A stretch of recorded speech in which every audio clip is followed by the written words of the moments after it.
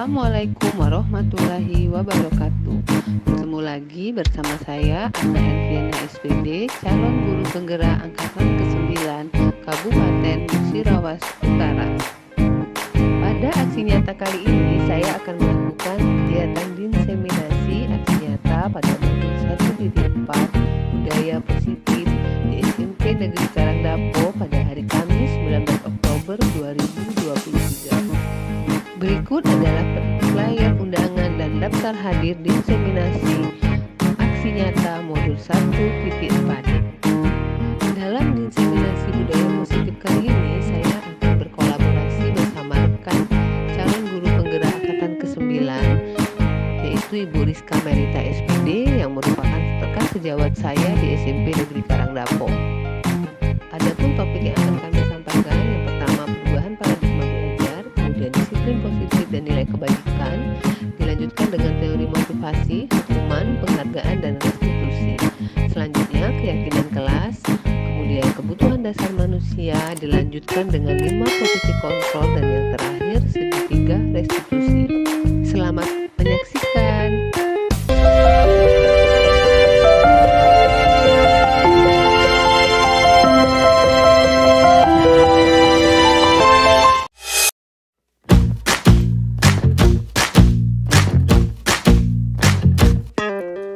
Kita bisa bersama mengubah dunia. Percaya pada diri demi cita-cita. Belajar, bergerak, bermakna.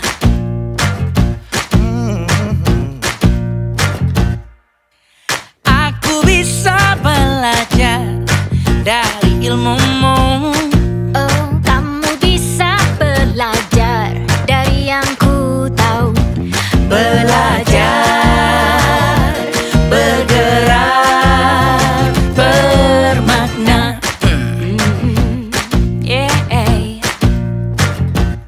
Semua murid, semua guru, semua murid, semua guru, semua murid, semua guru, semua murid, semua guru, semua murid, semua guru, semua murid, semua guru. Meski berbagai budaya, berbagai usia, dan ingatlah bahwa kita insan yang merdeka. Belajar, bergerak, bermakna.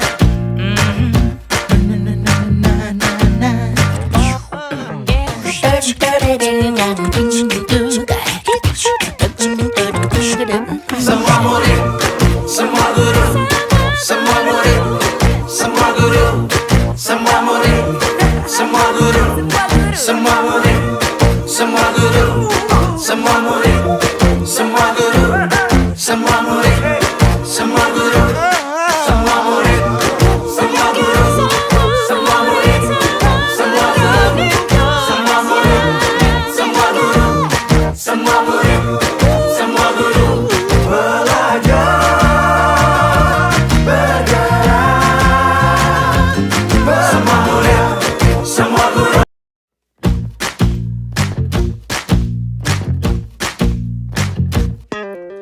Kita bisa bersama mengubah dunia. Percaya pada diri demi cita-cita. Belajar, bergerak, bermakna.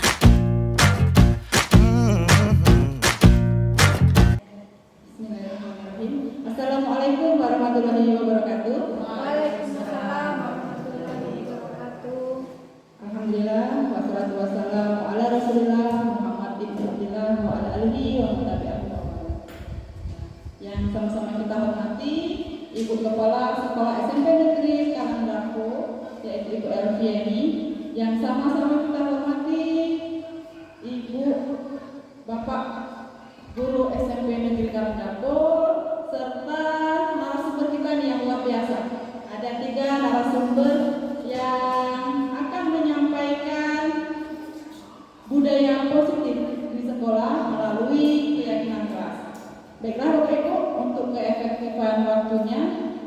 saja kita buka acara ini dengan sama-sama mengucapkan lafal basmalah. Bismillahirrahmanirrahim. Baik, acara yang berikutnya yaitu menyanyikan lagu Indonesia Raya. Kepada Bapak Ibu dimohon untuk berdiri.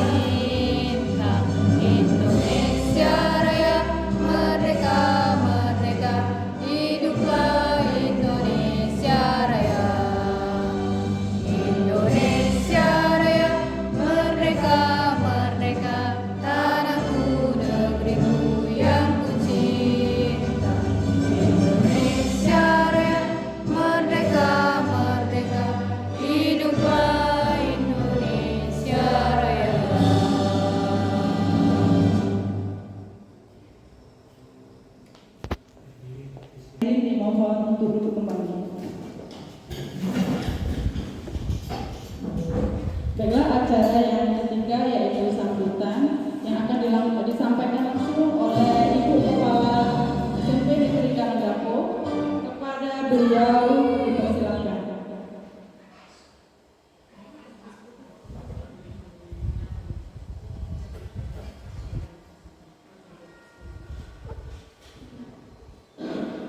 Bismillahirrahmanirrahim. Assalamualaikum warahmatullahi wabarakatuh. Puji syukur kehadirat Allah Subhanahu wa Ta'ala yang mana pada pagi hari ini kita masih diberi kesehatan sehingga kita bisa beraktivitas seperti sedia kala. Yang terhormat Bapak Ibu Guru SMP Negeri Karangdapo yang sama-sama kita banggakan adalah guru yang pada hari ini akan melaksanakan aksi nyata. Di sini guru CGP angkatan 9. Jadi Bapak Ibu guru di sekolah kita pertama kita sudah ada CGP angkatan 8, sekarang CGP angkatan 9 dan akan berjalan CGP angkatan 10. Jadi ini adalah suatu kebanggaan ya bagi sekolah kita karena di setiap angkatan alhamdulillah sekolah kita dinyatakan mencatat rekor ya Bapak Ibu ya. Dari dinas sendiri sudah menghubungi saya, terima kasih Bu untuk sudah menggerakkan guru ikut di guru penggerak. Jadi sebelum guru itu lulus, di saat guru itu sudah mendaftar, itu saja sudah kami bagi, maksudnya lah termasuk sudah cuman ya walaupun tidak lulus kalau lah daftar masuk ruang dinas itu sudah suatu bisa dikatakan suatu kebanggaan. Buktinya pola pikirnya sudah beda, walaupun belum lulus lah daftar juga sudah termasuk maksudnya pola pikirnya sudah beda. Itu kata Ibu Mas Naini ngubungin saya mengucapkan terima kasih. Jadi untuk kita SMP Negeri Karangdapo termasuk bicara rekor Bapak Ibu ya, banyak yang lulus. Jadi CGP. Dan untuk kedepannya harapannya yang lalu lulus yang akan berjalan nggak ada hambatan, selesai dengan sukses. Itu harapan kita di sekolah. Sudah itu ada harapan lagi ya, dan minta tolong. Nah, sama yang guru lah berjalan ini, gerakanlah yang belum berjalan. Ya Bapak Ibu ya, gerakan yang belum berjalan dan yang belum mendaftar. Itu supaya kita di sini kalau misalnya yang belum daftar, yang lah berjalan, sukses sampai selesai. Ya mungkin itu saja yang dapat saya sampaikan pada kesempatan hari ini. Lebih kurang saya mohon maaf. Saya tutup. Wassalamualaikum warahmatullahi wabarakatuh. Baik, terima kasih Ibu atas sambutannya. Jadi Ibu-ibu, ya harapan kepala sekolah tadi harus bisa memotivasi, menggerakkan guru-guru lain agar ikut kegiatan guru penggerak. Baik, acara selanjutnya yaitu doa yang akan diholifai oleh Bapak Cahyadi. Kepada beliau dipersilakan.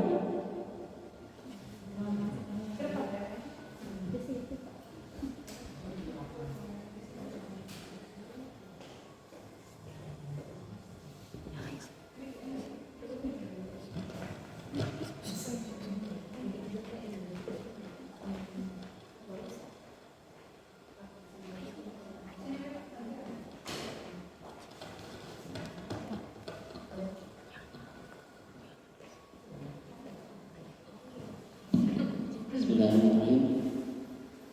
Assalamualaikum warahmatullahi wabarakatuh. A'udzubillahi minasyaitonir rajim. Bismillahirrahmanirrahim. Alhamdulillahirabbil alamin. Hamdan syakirin hamdan naimin. Hamdan ya'lamu ma huwa yakadi mazida. Ya Rabbana lakal hamdu kama yanbaghi li jalali sultanik. Allahumma shalli ala sayyidina Muhammad wa ala sayyidina Muhammad. Allahumma ighfir lana dzunubana wa liwalidina warhamhum kama rabbawana shighara. Allahumma inna nas'aluka salamatan fid din wa afiyatan fil jazaa wa ziyadatan fil ilmi wa barakatan fil rizqi wa tawbatan qabla al-maut wa rahmatan indal maut wa tawbatan ba'da al-maut. Allahumma hawwin 'alaina fi sakratil maut wa najatan minan nar wa rahmatan minal hisab. Rabbana zalamna anfusana wa illam taghfirna wa tarhamna lanakunanna minal khasirin. Rabbana hab lana min azwajina wa dhurriyyatina qurrata a'yun waj'alna lil muttaqina imama. Rabbana atina fid dunya hasanah wa fil akhirati hasanah wa qina adzabannar. Subhanaka rabbil izzati amma yasifun wa salamun alal mursalin walhamdulillahi rabbil alamin. Assalamualaikum warahmatullahi wabarakatuh.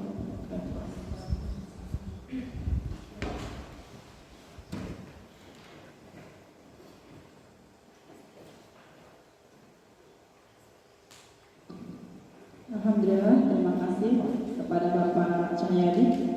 Semoga dengan berdoa tadi acara kita bisa berlangsung dengan sukses dan bisa memahami tentang budaya positif. Baik Bapak Ibu, setelah doa maka berakhir pula kegiatan pembukaan kita pada pagi hari ini. Nanti akan dilanjutkan pemaparan dari calon guru penggerak angkatan 9. Selanjutnya sebelum saya tutup acara ini, marilah bersama-sama kita melafazkan lafaz hamdalah. Alhamdulillahirabbil alamin. Alhamdulillah, terima kasih atas kesempatannya dan kehadirannya pada pagi hari ini. Saya sebagai pemandu acara mohon maaf apabila ada kesalahan. Saya akhiri, wassalamualaikum warahmatullahi wabarakatuh. Assalamualaikum warahmatullahi wabarakatuh.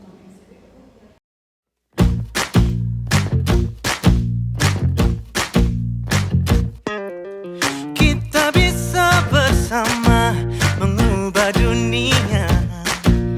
Percaya pada diri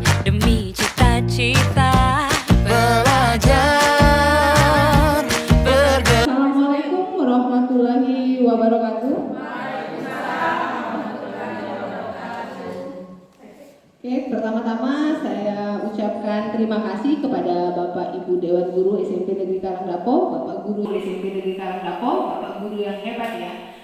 Saya ucapkan terima kasih karena sudah menyempatkan waktunya untuk hadir pada pagi hari ini pada kegiatan modul 1.4 budaya positif.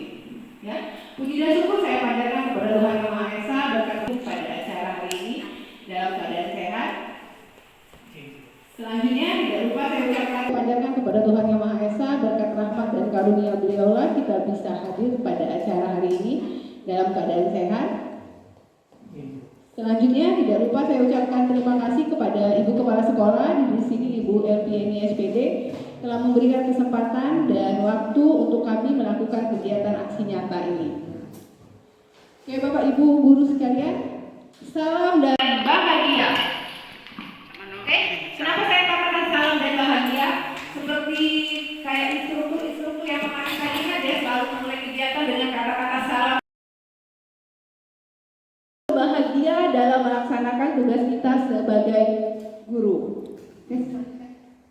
Oke, ini profil saya rasa sudah tahu ya, saya Ana Erdiana, calon guru penggerak angkatan ke-9. Nah, ini adalah ibu fasilitator saya. Jadi di dalam kegiatan guru penggerak itu ada yang namanya ibu fasilitator yang membimbing kami secara online. Ini Ibu Handayani MPD, beliau merupakan salah satu guru di SMA Negeri Pali. Jadi dia orang Pali, karena kan online jadi bisa dari jauh.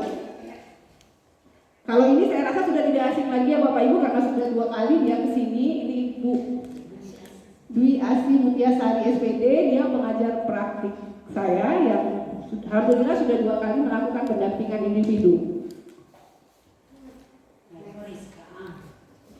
Itu Ibu Rizka kan karena di sini kami ada 2 CGP, jadi Ibu Rizka nanti akan memperkenalkan dirinya secara langsung.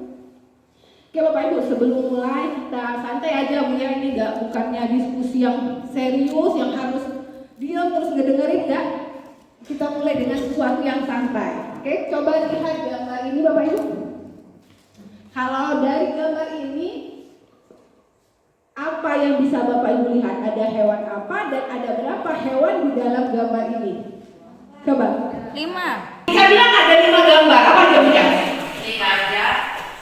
Gajah, kura-kura, anjing, ikan, kucing, buaya, 7.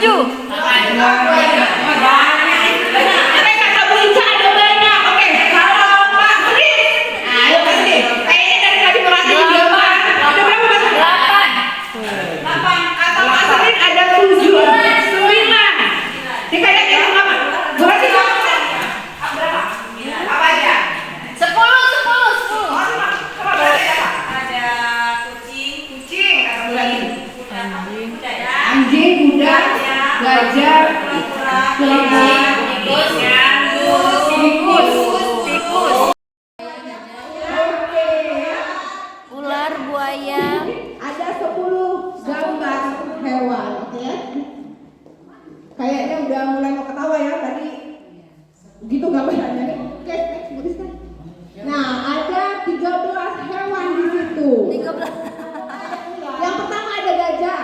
Otomatis ya, karena kita biasanya melihat itu sesuatu yang besar dulu. Oke, jadi kelihatan yang pertama gajah. Yang kedua kedelai. Keledai. Oke, yang kedua keledai. Gimana letak keledainya? Yang putih. Iya. Kemudian ada anjing, ada kucing, ada tikus, ada ular. Gimana ular? Di ekor. Dia cuma nampak kepala ularnya aja. Oke ya, kemudian ada ikan. Gimana ikan tuh? Tuh di mata, di mata. Telinga, ada muka. Oke, selanjutnya ada nyamuk. Nah ini hewan yang benar-benar nggak mungkin kita lihat di mana. Di paha, di nyamuknya paha, ya. di paha. Karena dia kecil banget. Mosquito, no Oke mosquito. ya. Kemudian ada kura-kura yang di telinganya begitu kura-kura. Oke, ada burung. Hanya kepala burungnya saja di depan dan kelihatan dikit kepalanya. Oke, kemudian ada lumba-lumba. Di mana lumba-lumba di belalainya? Yang kelihatannya apa? Ekor lumba-lumbanya aja. Oke, selanjutnya ada buaya dan udang. Oke, jadi dari gambar ini kita biasakan untuk melihat hal itu bukan hanya yang besar saja. Kayak tadi ada nyamuk. Gak kebanyakan ya di gambar sebanyak itu ada nyamuk. Oke ya, sudah mulai agak nyantai ya Bapak Ibu ya, jangan terlalu tegang karena memang kegiatan ini cuma untuk sekedar sharing. Saya ingatkan sekali lagi, saya di sini bukan berarti saya lebih pintar, bukan berarti saya yang sudah paham semua isi modul ini, enggak. Di sini hanya kebetulan saya yang lebih dahulu tidak di sini. Kalau untuk masalah penerapan budaya positif ya, di sini kan judulnya penerapan budaya positif di sekolah. Mungkin saya rasa Bapak Ibu guru yang senior sudah terlebih dahulu menerapkan apa yang namanya budaya positif. Kayak Ibu Dahniar, Ibu Kepala Sekolah Bu Elvi, Ibu Kartika, apalagi Pak Hatta mungkin lebih paham dengan yang namanya budaya positif. Jadi di sini kita hanya sekedar bercerita, berbagi Bapak Ibu ya. Oke, next. Oke, sebelum kita memulai ada baiknya kita melakukan kesepakatan kelas. Sama kayak di kelas kita mengajar. Sebelum mengajar kita membuat suatu kesepakatan kelas agar tidak terjadi hal-hal yang tidak diinginkan. Bukan yang diinginkan ya Bapak Ibu. Oke, yang pertama HP-nya di silent ya. Tolong bukan dimatikan, di silent aja, dikecilkan. Kalau ada yang nelpon nanti dulu nih lagi kegiatan aksi nyata. Karena saya juga calon guru penggerak begitu ya Bu Caya. Oke, yang kedua, angkat tangan kalau mau berbicara. Nanti ada sesi tanya jawab. Kalau memang ada yang mau ditanyakan silakan. Kemudian di sini kita saling menghormati. Jadi ketika ada teman yang berpendapat, tolong didengarkan dulu, baru nanti kita akan melakukan yang lain. Oke, kemudian aktif dalam belajar. Jadi di dalam pemaparan ini kita diharapkan aktif untuk mencari tahu apa yang tidak kita tahu, memberitahu apa yang kita tahu. Oke, yang terakhir saling belajar. Seperti yang saya katakan tadi, di sini kita diharapkan saling berbagi ilmu, Bapak Ibu. Oke, next. Oke, pada topik diseminasi pada hari ini ada 7 topik. Yang pertama, perubahan paradigma belajar. Yang kedua, disiplin positif dan nilai kebajikan. Yang ketiga, teori motivasi, hukuman, penghargaan, dan restitusi. Kemudian keyakinan kelas, kebutuhan dasar manusia, 5 posisi kontrol, dan segitiga restitusi. Wih, banyak nih tuh, ada 7. Sampai sore kami di sini. Ini kami berbagi menjadi 2 bagian. Yang bagian 1, 2, 3, 4 itu saya, 3, 5, 6, 7 itu Bu Rizka. Saya rasa tidak terlalu lama ya Bapak Ibu. Kalau memang mau dijelaskan secara mendetail ke 7 poin ini, itu kurang lebih 3 minggu kami mempelajari ini semua. Nah, di sini saya ditugaskan untuk menyampaikan kepada Bapak Ibu hanya dalam waktu kurang lebih 2 jam atau 1,5 jam. Jadi ini sudah yang materi itu sudah diringkas seringkas mungkin Bapak Ibu ya. Oke, next. Oke, sebelum memulai ada sedikit pertanyaan romantik yang ingin saya tanyakan. Apakah hukuman dapat mendisiplinkan anak? Ada yang bisa ngasih pendapat apakah hukuman itu mendisiplinkan anak? Ayo, ada yang bisa ngasih pendapat apakah hukuman itu mendisiplinkan anak? Ayo Bapak Ibu hebat. Oke, Ibu Nek. Ya. Kalau menurut saya tidak semua hukuman dapat mendisiplinkan. Ya. Tergantung hukumannya. Oke, terima kasih. Selain Ibu Naya, Ibu Riri mungkin? Oh, Bu Esti.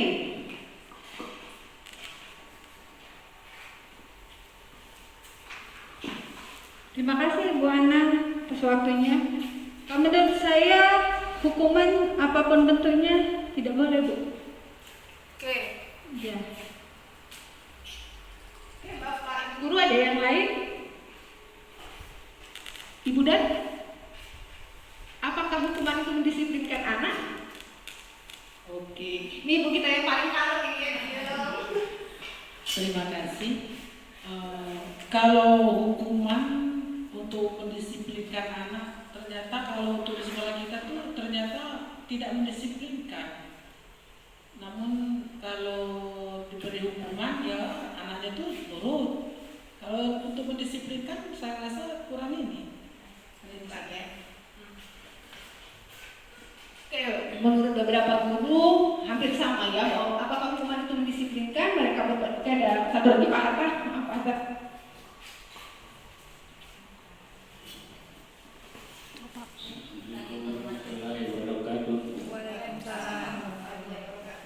Apa hubungan kita untuk mendisiplinkan anak? sebenarnya kita ini adalah sama seperti pemerintah. Kita sebagai guru adalah pemerintah. Pemerintah itu mempersiapkan anak-anak Indonesia yang siap untuk membantu pemerintah. Jadi hubungannya adalah sangat berkaitan dengan anak. Karena kita memanfaatkan anak itu nanti mungkin 5 tahun, 10 tahun yang akan datang. Kita manfaatkan dia nanti untuk membantu pemerintah. Bagi kita guru ada yang pensiun nanti dia menggantikan kita di sini yang lebih baik lagi. Sekian, terima kasih. Terima kasih Pak Hatta. Oke, menurut Pak Hatta kita harus mendisiplinkan anak karena anak adalah yang akan menggantikan kita di kemudian hari. Tadi juga ada beberapa guru yang mengatakan disiplin itu tidak menghukum anak, itu tidak menciptakan anak-anak yang disiplin. Oke, selanjutnya pemberian hukuman. Oke, kata tadi hukuman itu tidak mendisiplinkan. Kalau kata Bunaya ada yang mendisiplinkan, ada yang tidak. Nah, sekarang saya tanyakan lagi, bagaimana kalau hukuman itu bentuknya yang positif-positif? Misal, ada siswa telat disuruh baca. Misal, ada siswa telat disuruh pokoknya melakukan hal-hal yang positif, tidak disuruh lari, tidak disuruh push up. Nah, apakah itu bagus? Bu Ica, boleh?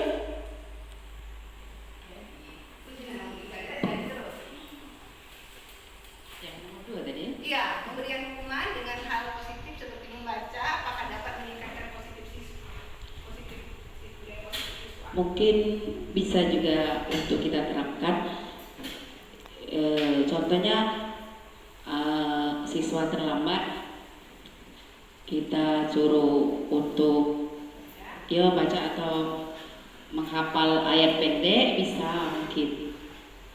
Bisa ya? Iya. Kebetulan ya karena Bu Ica ini kepala perpus, jadi dia setuju dengan kalau dihukum membaca minimal perpustakaannya jadi penuh. Oke Pak Hatta?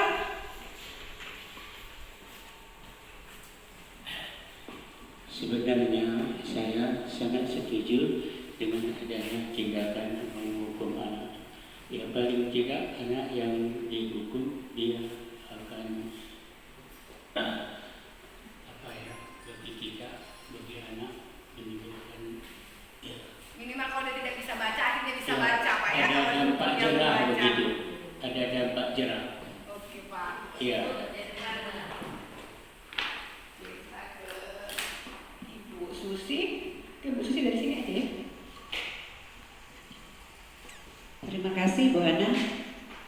Pemberian hukuman dengan hal positif seperti membaca, apakah dapat meningkatkan positif anak? Menurut saya itu bisa, karena hukuman itu adalah dalam rangka pembinaan dan perbaikan tingkah laku agar anak-anak tidak mengulangi kesalahan itu lagi. Terima kasih.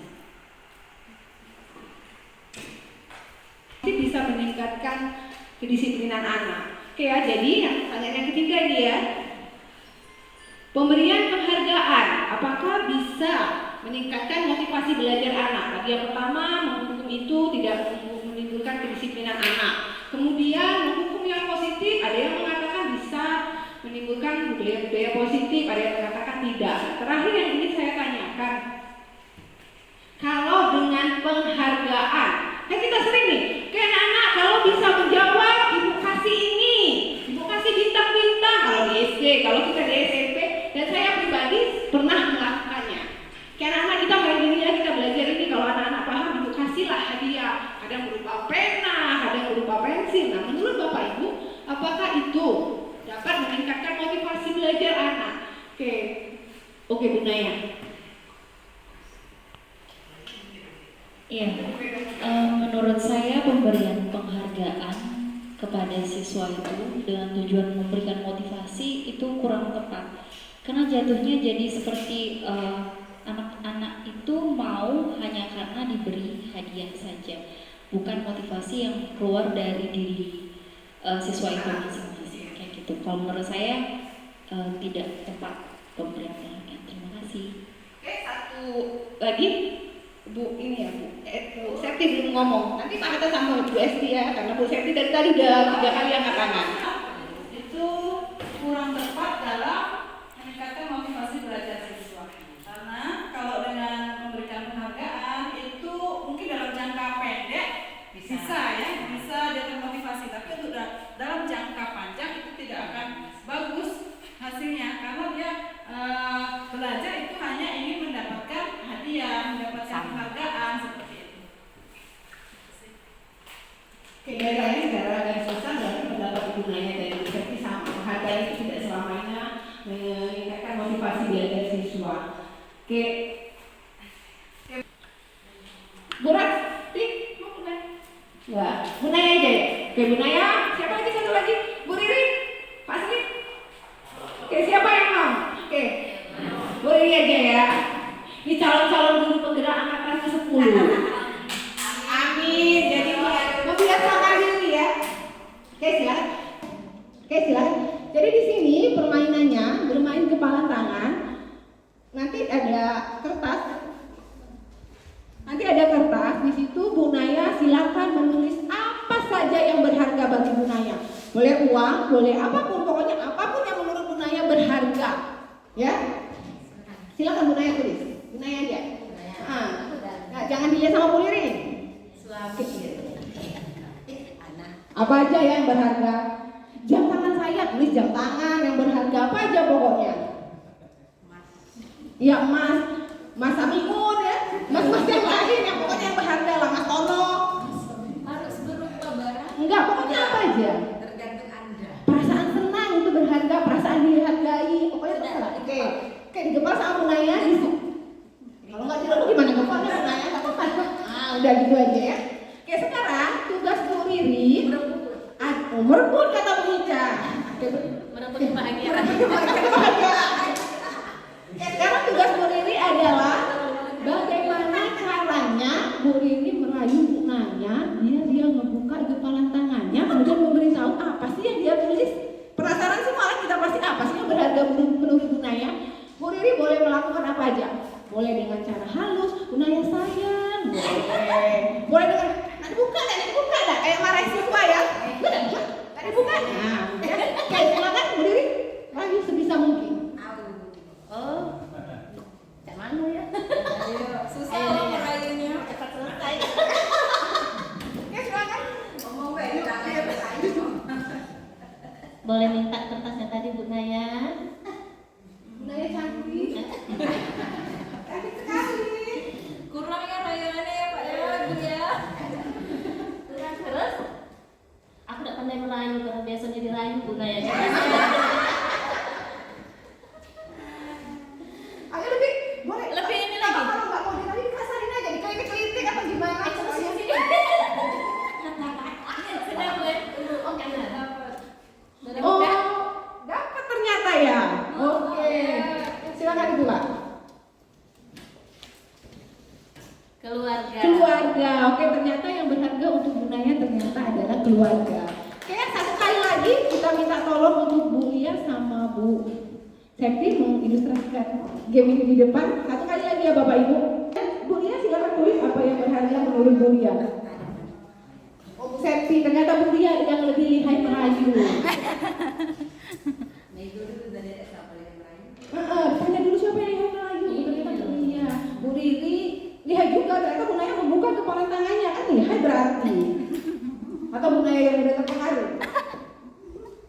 Ini boleh ngapain aja. Berarti tidak berharga ya dikasih. Saya pertama coba dengan cara rayuan ya Bapak Ibu. Septi, cantiknya Dek hari ini. Batik kuning. Apa Dek di dalam makanan? Boleh tak Ayu minta? Boleh. Ternyata tidak bisa Bapak Ibu dengan cara dirayu. Mau kita apain ya? Biar terbuka. Di tangan Septi ada satu.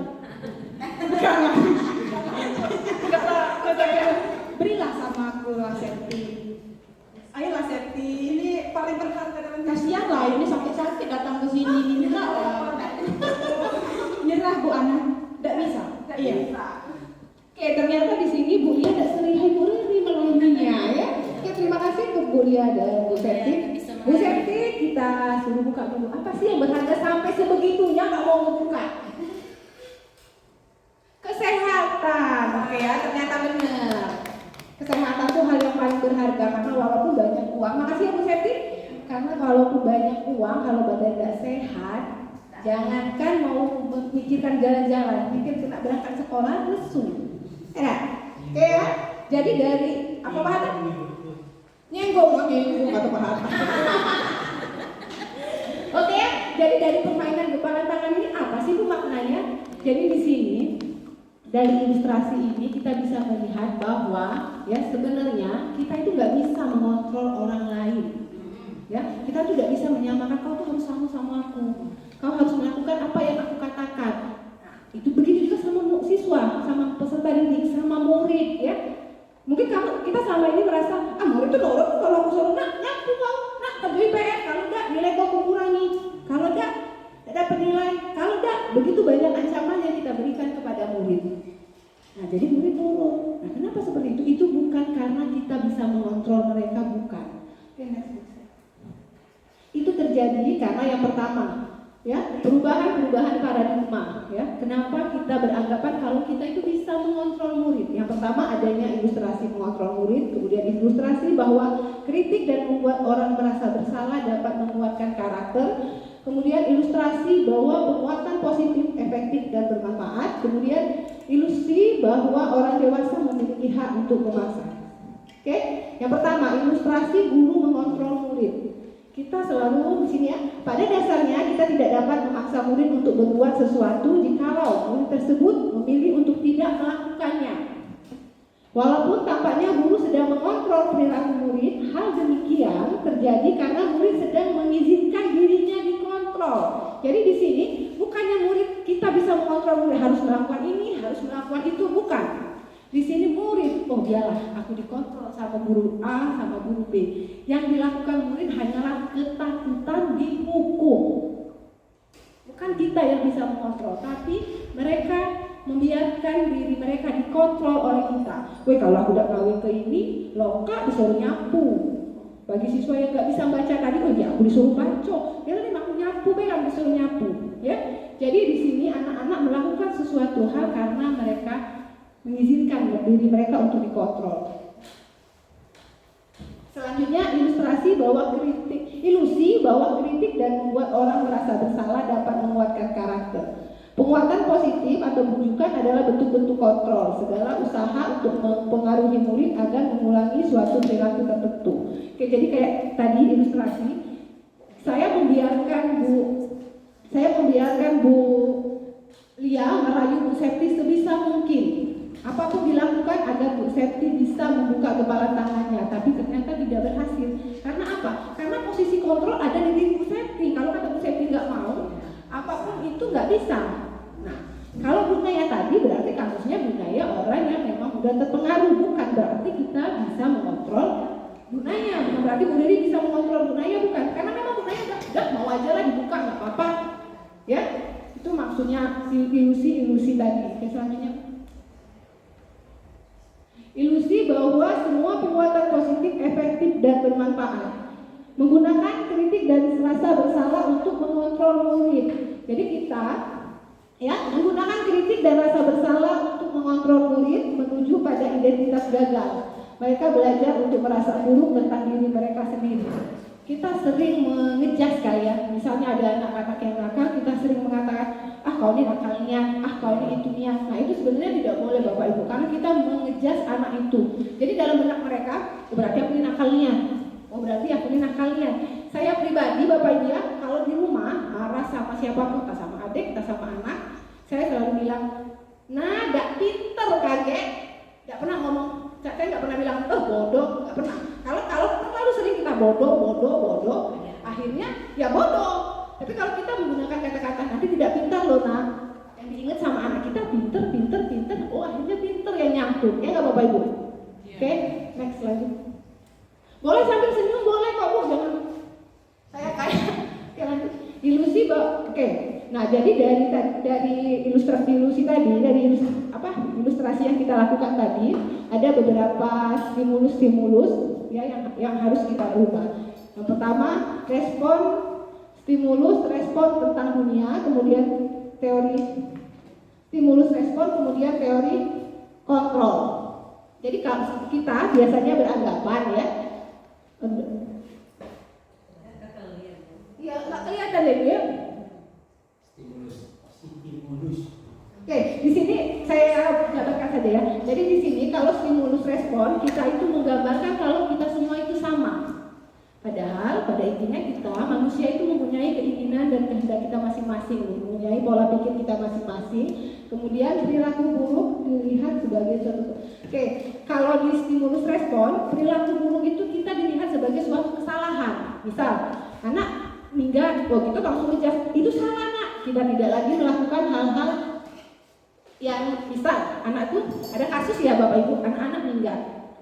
Yang kita lihat anak tuh nakal, minggat terus, ya kan? Mestinya yang kita lihat, kita panggil anak itu, kita tanya, nak, tujuan kau minggat apa? Iya kan? Anak itu melakukan suatu kesalahan pasti punya tujuan dan punya alasan.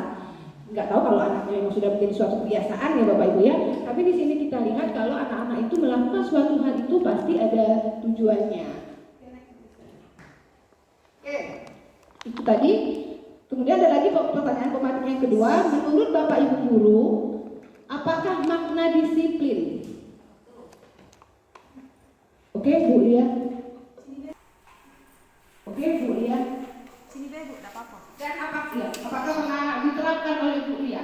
Kalau dengar kata disiplin Bu, saya kepikiran tepat waktu gitu. Oke, Bu Lia disiplin itu tepat waktu. Ya. Bu Esti, apa itu disiplin?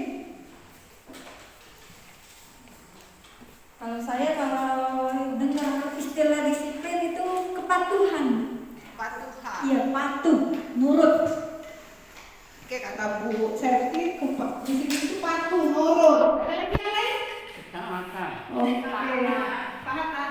Apa ketaatan? Ketaatan. Ketaatan. Kalau ketaatan disiplin itu berarti banyak ya. Apa arti kata disiplin? Tanggung jawab. Tanggung jawab. Oke, tanggung jawab. Belajar. Oke, jadi banyak ya definisi disiplin menurut Bapak Ibu. Tapi belum ada yang jawab. Pernahkah Bapak Ibu menerapkan di kelasnya? Oke ya, kalau pengalaman saya mengajar di SMP Negeri Karanggapo, khususnya hari Selasa, yang paling sering saya lihat disiplin di sini.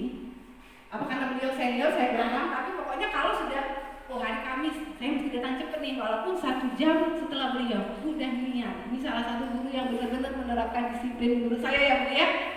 Kalau boleh saya tanyakan ya Bu, kalau saya boleh tanyakan, Ibu itu kan darinya tepat terus Ibu, udahnya itu nggak mengatakan untuk hari Kamis ya yang saya lihat, karena 1 jam sebelum saya itu udah niat. Ibu melakukan disiplin itu karena apa? Datang pagi itu karena apa? Gak apa-apa ya Bu? Ya karena tugasnya, waktunya dituntut oleh waktu kan. Jadi kalau misalnya time yang 8 masuk ya saya masuk jam 8. Time yang 9 keluar saya keluar jam 9. Jadi saya tuh tepat waktu orangnya. Saya tidak banyak berbelit. Kalau misalnya A ya A, kalau B B. Terima kasih Bu Dania, mungkin bisa kita contoh Bu Dania itu orangnya tepat waktu. Kalau saya muda kayaknya harus banyak belajar memang dari Bu Dania ya. Oke, next. Nanti kita bahas pertanyaan pematik ini akan kita temukan jawabannya nanti di sub-sub terakhir. Apa itu penghargaan dan kayak sekarang apa itu disiplin. Mungkin lanjut tuliskan. Oke, apa itu penghargaan dan kayak sekarang apa itu disiplin. Mungkin lanjut tuliskan. Oke, apakah makna disiplin? Kalau secara tertulis ya, disiplin berasal dari bahasa Latin disiplina yang berarti belajar.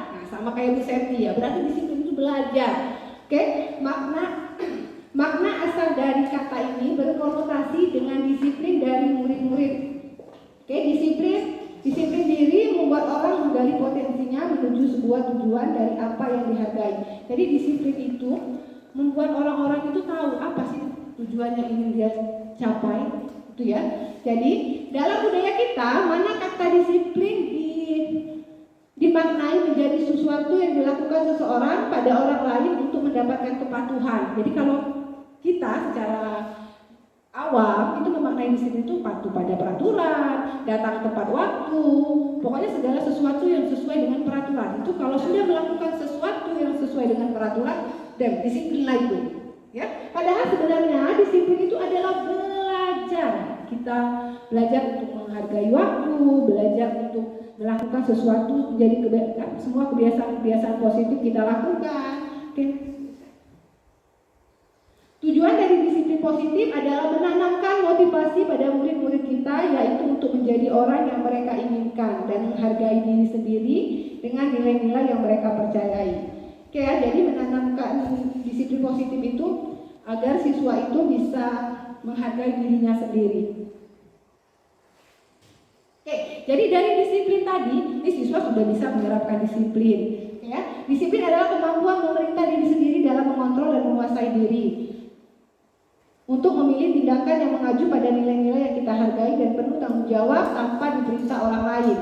Nah, jadi kalau kita sudah disiplin, kita bisa melakukan segala sesuatu tanpa diperintah orang lain. Wah, aku mau bangun pagi, aku harus pergi sekolah. Nah, kalau anak-anak sudah disiplin, hal-hal seperti itu bisa mereka lakukan tanpa kita perintah. Oh, ini jam pergantian, nggak boleh keluar, harus tetap di kelas, menunggu jam istirahat. Nah, dari semua kegiatan-kegiatan disiplin itu akhirnya menimbulkan nilai-nilai kebajikan.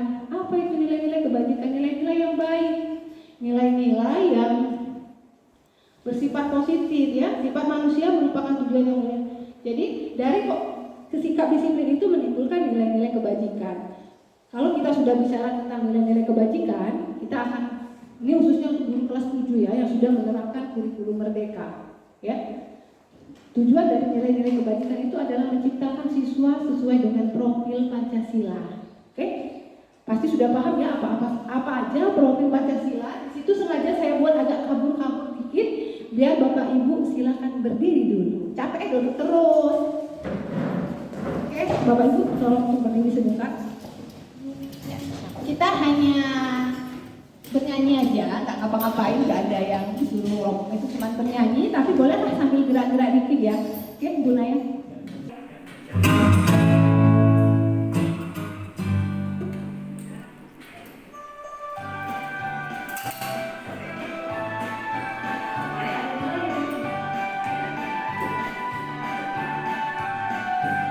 Belajar Pancasila, beriman dan bertakwa, Tuhan yang esa dan berakhlak mulia.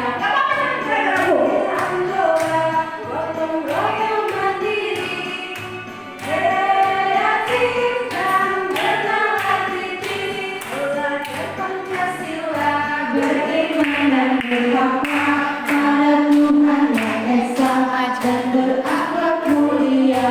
Keterlibatan global, gotong royong mandiri, kreatif dan bernama kritis. Terima kasih ya Bapak Ibu, silakan duduk kembali. Jadi 5 profil Pancasila. Jadi inti dari kita menerapkan disiplin yang akhirnya menimbulkan nilai-nilai kebajikan, nilai-nilai kebaikan itu agar peserta didik kita bisa menjadi peserta didik yang memiliki profil Pancasila. Tadi ya, karena setiap pagi kita pasti nyanyi lagu itu di kelas kan Bapak Ibu. Nah, jadi itu tujuan kita. Oke, ada lagi pertanyaan. Bu Antari nanya terus, biar nyambung. Ada Bu Bapak Ibu, kalau saya terus yang ngomong di depan pasti ngapain sih Bu Antari? Jadi kita gantian ya. Oke, pertanyaan pematik selanjutnya. Sebagai seorang guru saat hadir mengajar di kelas tempat waktu, nah ini sama kayak yang Bu Dania saya tanyakan sama Bu Dania tadi. Sebagai seorang guru saat hadir mengajar di kelas tepat waktu, motivasi apa yang Bapak Ibu punyai? Ya, apakah Bapak Ibu ingin mendapat pujian dari kepala sekolah? Apakah Bapak Ibu ingin mendapatkan penghargaan? Apakah Bapak Ibu ingin disayangi anak-anak? Oke, saya rasa yang satu lagi yang disiplin ini Bu Esti kayaknya ya. Oke, silakan Bu Esti. Mendisiplinkan anak itu. Oke, lanjut kayaknya ya. Oke, silakan Bu Esti. Ya, terima kasih Bu Ana. Jadi kalau saya itu Ibu datang setiap hari tepat waktu itu bukan takut dengan kepala sekolah, bukan mau dipuji oleh rekan sejawat, bukan. Tetapi saya memang mempercayai nilai-nilai yang sudah saya anggap baik. Misalnya datang disiplin. Saya menganggap bahwa memang saya sadar dengan sendirinya memang itu aturan harus saya ikuti.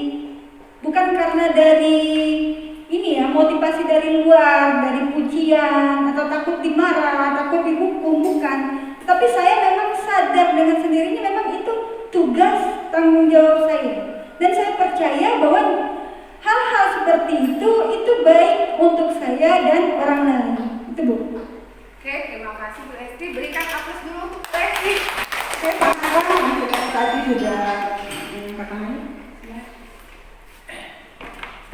Apa yang dikatakan oleh Ibu Esti tadi, saya sangat setuju. Tapi boleh saya tambah, kita datang ke sekolah ke dalam kelas tepat waktu, yang paling tidak memberi contoh sebagai panutan kita kepada anak-anak berikutnya. Yang kedua itu bagi saya sendiri adalah untuk mencapai ridho dari Allah Subhanahu Wa Taala. Terima kasih. Oke, terima kasih Pak Hatta. Kalau kata Bu Esti tadi memang sudah menjadi kewajiban kita untuk datang tepat waktu. Kalau kata Pak Hatta, kita memang harus melakukan itu untuk mendapatkan ridho dari Allah. Oke, kalau sudah bicara tentang Allah, memang tugas kita sebagai guru ya Bapak Ibu itu tanggung jawab yang paling besar, karena janji kita bukan ke siswa tapi ke Sang Pencipta untuk melakukan tugas mengemban amanah dengan sebaik mungkin ya. Oke, nanti kita bahas lagi ke next mungkin. Oke, motivasi perilaku manusia. Jadi setiap manusia itu melakukan sesuatu hal pasti ada motivasinya. Pasti ada yang mereka tuju. Kayak tadi Bu Esti begini pagi nggak pernah telat karena apa? Karena memang sudah menjadi tanggung jawab. Kalau Pak Hatta karena memang sudah tanggung jawab kepada Sang Pencipta. Bu Esti juga bilang karena itu memang nilai-nilai disiplin yang harus kita kerjakan. Jadi ya, motivasi perilaku manusia itu banyak. Ya, tujuan manusia melakukan suatu hal itu banyak. Oke, motivasi itu dibagi menjadi dua, motivasi eksternal, motivasi internal. Jadi ada motivasi dari luar, ada motivasi dari dalam. Jadi ketika kita melakukan suatu hal, apa sih yang mendorong dari luar, apa sih yang mendorong dari dalam? Oke, motivasi eksternal untuk menghindari ketidaknyamanan. Ya, motivasi eksternal itu dibagi menjadi dua. Yang pertama untuk menghindari ketidaknyamanan, menghindari hukuman. Ya, apa yang akan terjadi apabila saya tidak melakukan ini? Oh, aku ini harus pergi pagi. Ya, kalau tidak pergi pagi, aku ditegur sama kepala sekolah. Kalau untuk orang-orang di dari jauh, dari kayak kami yang dari Lubulingga, kalau tidak bangun pagi sampai sekolah nanti kena tegur kepala sekolah. Berarti motivasi kita melakukan itu karena kita takut ditegur, bakal dapat hukuman, bakal dapat SP. Nah, itu motivasi yang pertama. Kemudian motivasi eksternal yang kedua, motivasi dari luar yang kedua, itu mendapatkan penghargaan. Jadi ketika kita melakukan suatu hal disiplin, yang pertama kita menghindari hukuman, yang kedua kita pengen dapat hadiah, penghargaan kan? Hadiah. Kalau aku datang pagi terus, kalau aku masuk kelas tepat waktu terus, kalau aku bisa mengerjakan RPP selengkap-lengkapnya bahan ajar, nanti menjadi guru terfavorit misal ya. Oh, jadi tujuannya tuh datang pagi melengkapi administrasi pembelajaran biar jadi guru terfavorit. Nah, itu termasuk motivasi eksternal, motivasi dari luar. Kemudian ada yang namanya motivasi internal. Kalau tadi motivasi dari luar, sekarang motivasi dari dalam, motivasi internal. Apa itu motivasi internal? Tujuan disiplin positif. Jadi di sini untuk menghargai diri sendiri, saya akan menjadi orang yang seperti apa bila melakukannya. Jadi ketika kita melakukan hal-hal yang baik, kita tidak memikirkan akan dapat apa. Kita tidak memikirkan kalau aku sudah melakukannya aku bakal dihukum. Enggak, kita tidak mikirin itu lagi.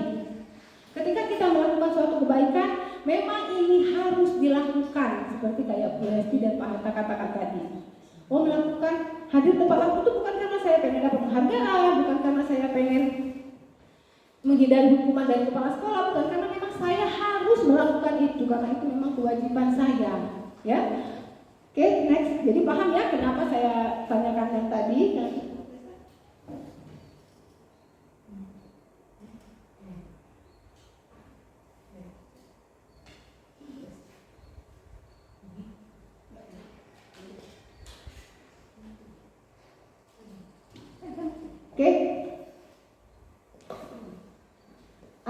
saya tanyakan lagi, apakah yang Bapak Ibu lakukan?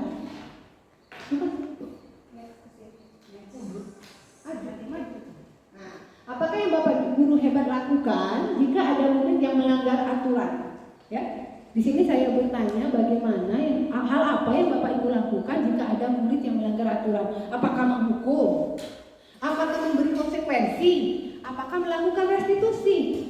Apa Bu restitusi itu sama Bu? Ketika pertama kali saya mengikuti guru penggerak, saya juga bingung apa restitusi. Ya, nanti kita bahas. Oke, sekarang saya tanyakan dulu Ibu Kartika, ya yang dari tadi kalem. Apa Bu yang Ibu lakukan ketika siswa melakukan pelanggaran? Kalau siswa melakukan pelanggaran, pastinya saya memberi teguran. Teguran ya. Oke. Kalau sudah berkali-kali, mungkin tegurannya bisa berupa yang kayak gimana? Cuman, jangan nakal lagi gitu ya Bu? Atau gimana? Atau jangan nakal, kalau nakal lari, jangan nakal. Misalnya terlambat, ya. Saya kan kasih tahu ibu saja datangnya, kita kan masuk misal kalau sekarang jam 8. Seharusnya kita di sini kan bel yang mengatur kita. Seharusnya kalau bel kamu sudah masuk duluan, jangan ibu terus yang duluan masuk. Oke, alhamdulillah ya ternyata Bu Tika tidak melakukan hukuman ataupun konsekuensi ya. Dia melakukan teguran. Oke, maaf Bapak Ibu, itu bukan teguran tapi konsekuensi ya, hukuman, konsekuensi dan restitusi. Oke, yang dilakukan Bu Tika tadi adalah melakukan teguran. Dia memperingatkan anak kalau dia sudah memberikan contoh yang bagus. Ibu tidak telat, kenapa anak-anak harus telat ya? Karena pada logikanya anak-anak tidak ada yang dikerjakan pada pagi hari ya. Oke, next. Oke, perbedaan hukuman dan konsekuensi. Ternyata hukuman dan konsekuensi itu berbeda Bapak Ibu. Kalau hukuman itu berasal dari satu arah, dari kita dewe. Begitu anak-anak pagi-pagi nih ke sekolah, sudah telat kan? Hai telat, sini, lari dulu. Kita tidak lagi nanya, nak, kenapa telat? Tidak lagi, entah dia mencabar, entah dia apa, kita tidak peduli lagi. Pokoknya kalau dari jauh sudah lihat jam 8 siswa baru datang, sedangkan masuk jam 7.30. Yang ada di benak kita, kepala kita mendidih, nak sini, lari dulu. Ya, itu yang namanya hukuman. Kita tidak berkomunikasi lagi, itu satu arah. Kalau konsekuensi itu dua arah. Sebelumnya kita sudah mengadakan kesepakatan. Nah, kalau mau telat, anak-anak di kelas ya, karena di kelas itu biasakan untuk membuat kesepakatan kelas. Anak-anak kalau telat pelajaran ibu, kalau 5 menit ini yang kamu lakukan, kalau 2 menit ini yang kamu lakukan, itu yang namanya konsekuensi dua arah. Kemudian sesuatu yang menyakitkan harus terjadi. Jadi kalau hukuman itu kita menyakiti siswa itu harus nggak ada apa toleransinya lagi, langsung lari. Nggak udah lari. Itu hukuman ya. Tapi kalau konsekuensi sesuatu yang harus terjadi juga, tapi dampaknya itu cuma sebentar. Kalau hukuman kan, ya Allah aku. Ada nggak Bapak Ibu yang pernah dihukum waktu sekolah? Ada nggak yang masih keinget? Entah itu, kalau TK nggak mungkin ya dihukum sama guru TK, SD, SMP, SMA. Nah, ya dihukum oleh gurunya. Nah itu kita keinget sampai sekarang. Tapi kalau konsekuensi, memang kita menyakiti juga. Misal konsekuensinya kalau anak telat, kesepakatannya harus lari lapangan 2 keliling. Misal ya, itu kesepakatan kita. Nah, dampaknya tidak terlalu lama karena memang sudah menjadi suatu perjanjian di kelas. Oh, sudah konsekuensinya anak kamu melakukan itu karena sudah sesuai dengan perjanjian. Oke ya, membenci kedisiplinan. Jadi kalau dihukum, anak-anak itu jadi terpaksa membenci kedisiplinan. Dia benci. Jam sekolah ini tidak boleh telat, tidak boleh ini, cobalah. Jadi ringan sama pusing dia lihat kedisiplinan. Dia pengen kayak ada salah satu siswa saya. Bukan di sini Bapak Ibu pernah saya mengajar, Bu apa ya sekolah ini suruh potong rambut? Apa Bu hubungan potong rambut sama belajar? Apa kami ini nulis pakai rambut? Iya pernah Bapak Ibu. Bu, kenapa sih sepatu harus hitam? Apa sepatu ini ngaruh kami ini pintar atau tidak? Pink orange di Jakarta tuh Bu, sekolah sepatunya bebas, rambut bebas. Anak-anak kita sekarang kritis Bapak Ibu, disuruh potong rambut. Tadi pagi barusan kejadian Dek itu anak kelas berapa? Rambutnya panjang tapi yang apa? Nah, saya tanya Dek, kalau 1 minggu kerjaannya apa Dek di rumah? Guling-guling Bu, enggak, Ibu enggak percaya kamu 1 minggu, pasti banyak job. Karena 1 minggu saya tanyakan, apakah di daerah kamu banyak anak-anak? Banyak Bu, banyak anak TK sama anak SD. Pas. 1 minggu dia pasti banyak job Bapak Ibu. Kenapa? Pergi ke acara ulang tahun tugasnya mencari balon sama rambut dia tadi.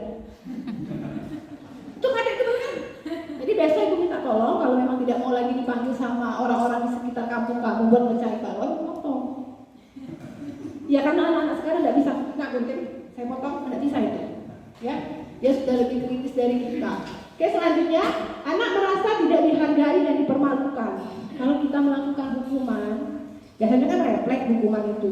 Nah, anak-anak akan merasa, ada malu aku sekolah besok. Kenapa? Mana aku nanti hukum? Malu aku. Enak kalau malunya cuma besok. Kalau kita ketemu anak yang malunya sampai lama. Ada kan anak-anak yang hari ini kita hukum, ternyata hukuman itu benar-benar kena di hati dia. Sampai seminggu nggak mau sekolah, 2 minggu nggak mau sekolah. Kenapa? Aku baru dari hukum, Bu, kemarin sama ibu anak, nggak lagi aku sekolah.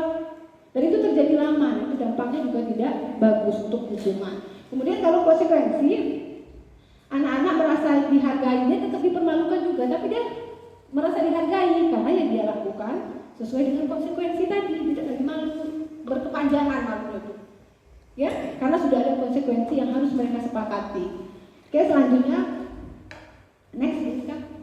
Oke, di sini ada kegiatan ya, contoh kegiatan pemandu. Ibu Vina kurang menguasai pelajaran matematika sehingga pada saat pelajaran tersebut berlangsung dia lebih banyak berdiam diri dan menggambar di buku pelajarannya. IPA ya. IPA kurang menguasai pelajaran. Pada saat guru matematikanya Pak Seno menanyakan pertanyaan, IPA menjadi gugup dan tak sengaja menjatuhkan tasnya dari kursi. Serta tiba-tiba menjadi gagap pada saat berupaya menjawab. Seluruh kelas pun tertawa melihat perilaku IPA yang berbicara tergagap dan terkejut tersebut. Pak Seno pada saat itu membiarkan teman-teman IPA menertawakannya. IPA yang tergagap dan malu luar biasa dan malahan minta IPA untuk maju ke depan kelas. Oke, jadi ilustrasinya di sini ada seorang siswa ya yang tidak bisa belajar matematika. Jadi dia di kelas, ini khusus Pak Iri sama Bu Riri kayaknya ya, matematika. Dia di kelas cuma diem. Guru lagi menjelaskan, Pak Seno lagi menjelaskan, tiba-tiba nanya sama si IPA ini. IPA ini karena merasa tidak paham, tidak ngerti, jadi gogok. Akhirnya menjatuhkan tasnya ke bawah. Kemudian karena melakukan kesalahan tadi, Pak Seno itu tidak mau menerima. Akhirnya teman-teman satu kelasnya menertawakan dia. Ya, jadi pertanyaan di sini, apakah Anda setuju dengan tindakan Pak Seno terhadap IPA? Oke, ada yang bisa menjawab? Apakah setuju dengan tindakan Pak Seno? Boleh dibaca dulu kalau memang mau dibaca. Di sini Pak Seno memberikan hukuman kepada IPA, disuruhnya tegak depan kelas.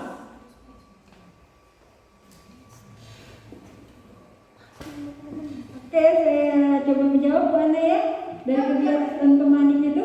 Jadi kalau menurut saya tindakan yang dilakukan Pak Seno terhadap IPA itu tidak dibenarkan karena tanpa kita sadari tindakan yang dilakukan oleh Pak Seno itu masuk ke dalam kategori hukuman. Karena hukuman tersebut tidak hanya hukuman fisik, tetapi hukuman itu juga bisa yang namanya hukuman psikologis. Kalau saya lihat dari tindakan Pak Seno di sini, ini sudah terjadi hukuman psikologis, mempermalukan siswa di depan siswa-siswa yang lain. Itu menurut saya Bu Ana, hukuman secara psikologis itu efek dan dampaknya lebih berat daripada fisik. Itu menurut pengalaman saya. Ya, karena kita kan pengalaman kita secara pribadi ketika kita sekolah dulu, ketika diomong sama guru atau dipermalukan, itu kan ingat sampai sekarang Bu Ana ya. Kalau fisik dicubit, mungkin hari ini sudah lupa. Jadi kalau menurut saya ini tidak setuju, karena di sini hukuman atau konsekuensi itu sebenarnya tidak dibolehkan ya. Tetapi daripada hukuman, mending konsekuensi lebih baik konsekuensi, tetapi diminimalisirkan. Kalau bisa jangan ada yang namanya hukuman atau konsekuensi. Kesadaran dari anak itu sendiri timbul sehingga tidak ada yang namanya hukuman atau konsekuensi yang akan terjadi tentunya di sekolah kita ya teman-teman ya. Itu saja, terima kasih. Oke, kalau menurut Bu Esti yang dilakukan Pak Seno adalah hukuman, ya langsung jawab pertanyaan yang kedua adalah hukuman. Jadi sebisa mungkin kita tidak melakukan hukuman terhadap anak ya. Konsekuensi memang lebih baik daripada hukuman, tapi sebisa mungkin kita menghindari keduanya. Oke, next.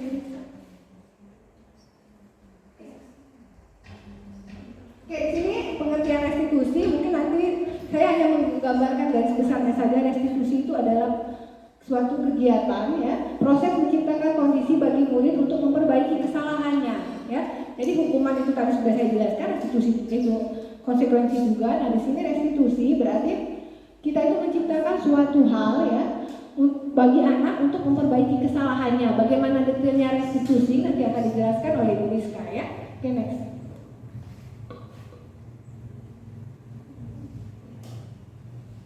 Oke, di situ tadi saya ada sedikit pertanyaan tematik. Pernahkah Bapak Ibu memberikan penghargaan kepada siswa? Tadi sudah dijawab, pernah. Hampir kita semua pernah memberikan penghargaan kepada siswa, ya. Oke, jadi penghargaan kepada siswa itu ternyata seperti yang dikatakan Ibu Naya dan Bu siapa tadi, ya, mengatakan kalau memberikan penghargaan itu kadang-kadang berdampak baik juga. Oke, di sini ternyata memberikan penghargaan, ya, sama saja dihukum dengan penghargaan. Nah, ini yang saya juga baru dapat di guru penggerak. Gimana sih kok dihukum dengan penghargaan? Dihukum, penghargaan yang penghargaan, ternyata tidak. Penghargaan itu bisa pengaruh jangka panjang dan pendek. Kemudian penghargaan itu menciptakan suatu ketidakefektifan. Kemudian penghargaan merusak hubungan. Kemudian lagi penghargaan menurunkan kualitas. Nah, terakhir penghargaan mematikan kreativitas. Oke, kan saya jabarkan satu persatu. Penghargaan berpengaruh jangka panjang dan pendek. Penghargaan, mereka mendapat penghargaan. Oke, ya, di kurikulum 13 memberikan ranking sudah tidak boleh, ya kan? Seperti yang kita ketahui. Kenapa? Karena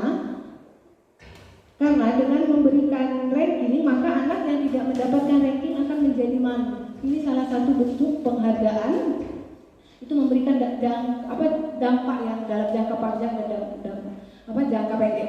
Karena ketika seorang anak tidak mendapatkan peringkat di kelas saja, misal ada anak ini maksudnya apa? Bu yang ranking 1 B, Bu yang ranking 2 B, Bu. Itu sudah secara tidak langsung menunjukkan kalau mereka udah minder, mereka udah males. Toh aku udah ranking, apa yang ditanya? Iya kan? Bu yang ranking 1 baik, kan dia ranking 1, Bu pasti dia pinter. Iya kan? Kita sering kan, anak-anak ini adalah global, coba tunjukkan di mana benua Asia. Tuh nak Bu ranking 1 pasti pinter, pasti tahu. Itu sudah salah satu menunjukkan kalau mereka tuh merasa aku udah ranking. Makanya sebisa mungkin peringkat kelas rankingan itu ditiadakan. Oke, ya, dampak yang kedua, penghargaan itu tidak efektif. Jika penghargaan diberikan terus-menerus akan mengakibatkan ketergantungan pada anak, sehingga anak tidak akan melakukan jika tidak ada penghargaan. Kayak anak-anak yang hari ini bisa jawab, Ibu kasih hadiah buku. Gua ngangkat tangan galau walaupun udah tahu, Ibu, ya. Saya Bu. Oke, aku jawabannya. Gak tahu. Katanya kamu angkat tangan biar dapat buku. Iya kan biasa. Nah, besok kita datang lagi ke sekolah. Nggak pakai penghargaan, kita datang baik. Anak-anak, apa Bu hadiah hari ini?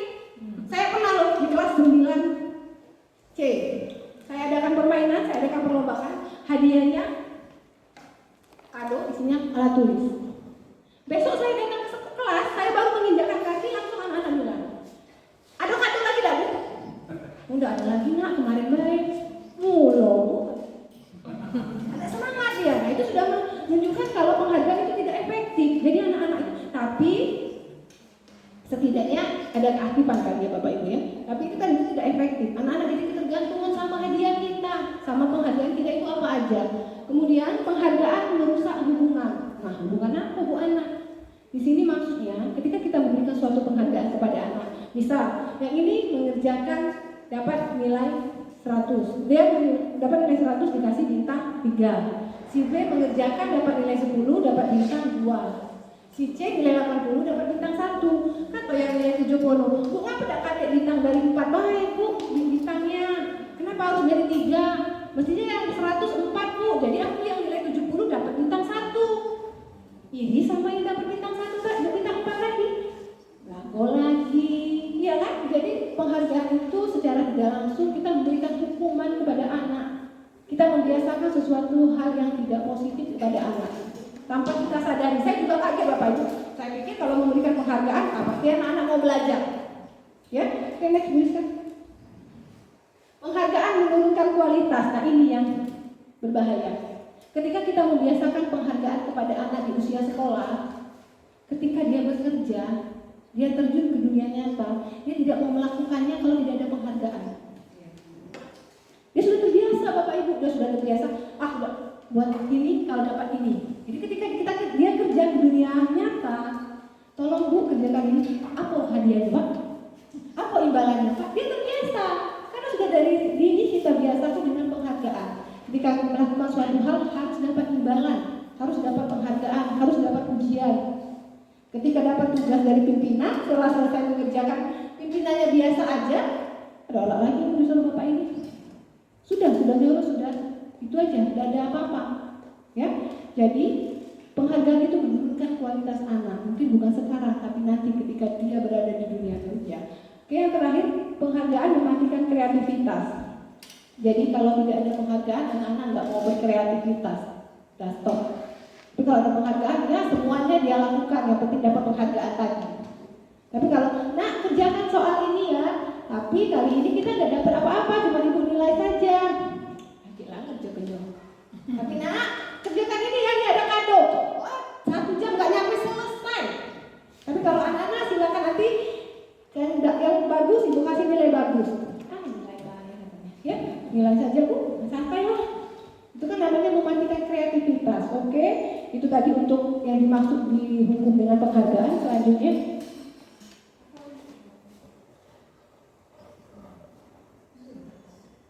oke, yang ketiga, keyakinan kelas. Yang terakhir, keyakinan kelas, karena selanjutnya ini akan dijabarkan oleh Bu Rizka. Jadi dari disiplin tadi menimbulkan nilai-nilai kebajikan, kemudian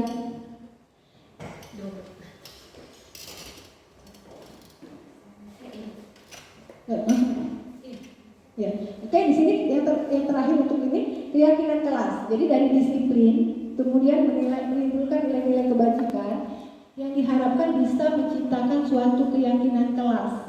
Ya, Bapak Ibu diusahakan setiap masuk di kelas, setiap awal pelajaran, wali kelas, Bapak Ibu mata pelajaran itu membuat yang namanya keyakinan kelas. Ya, jadi keyakinan kelas adalah nilai-nilai kebajikan atau prinsip-prinsip universal yang disepakati bersama secara universal lepas dari perbedaan agama, suku dan agama. Oke, jadi di sini dari peraturan itu menimbulkan, jadi dari peraturan apa beda peraturan? Next bisa. Apa beda peraturan dengan keyakinan kelas? Ada yang tahu Bapak Ibu apa beda peraturan dengan keyakinan kelas? Coba. Oke, jadi kalau peraturan itu segala sesuatu yang sudah diatur, segala sesuatu yang sudah dibuat, yang sudah misal kayak sekolah kan itu. Ini Bapak Ibu peraturan sekolah di sini. Kalau kita baru masuk itu kan ada peraturan kelas yang harus ditaati oleh anak-anak di sekolah. Tapi kalau keyakinan kelas itu adalah kesepakatan antara kita dan siswa. Oke Bapak Ibu ya. Jadi intisari dari materi yang saya jabarkan, disiplin itu menimbulkan nilai-nilai universal. Kemudian dari nilai-nilai universal itu diharapkan dibentuk dalam keyakinan kelas. Oke, untuk selanjutnya. Nah, kebutuhan dasar manusia, oke, di sini akan dijelaskan oleh Ibu Rizka. Lebih dan kurang saya mohon maaf. Sekali lagi terima kasih atas waktunya.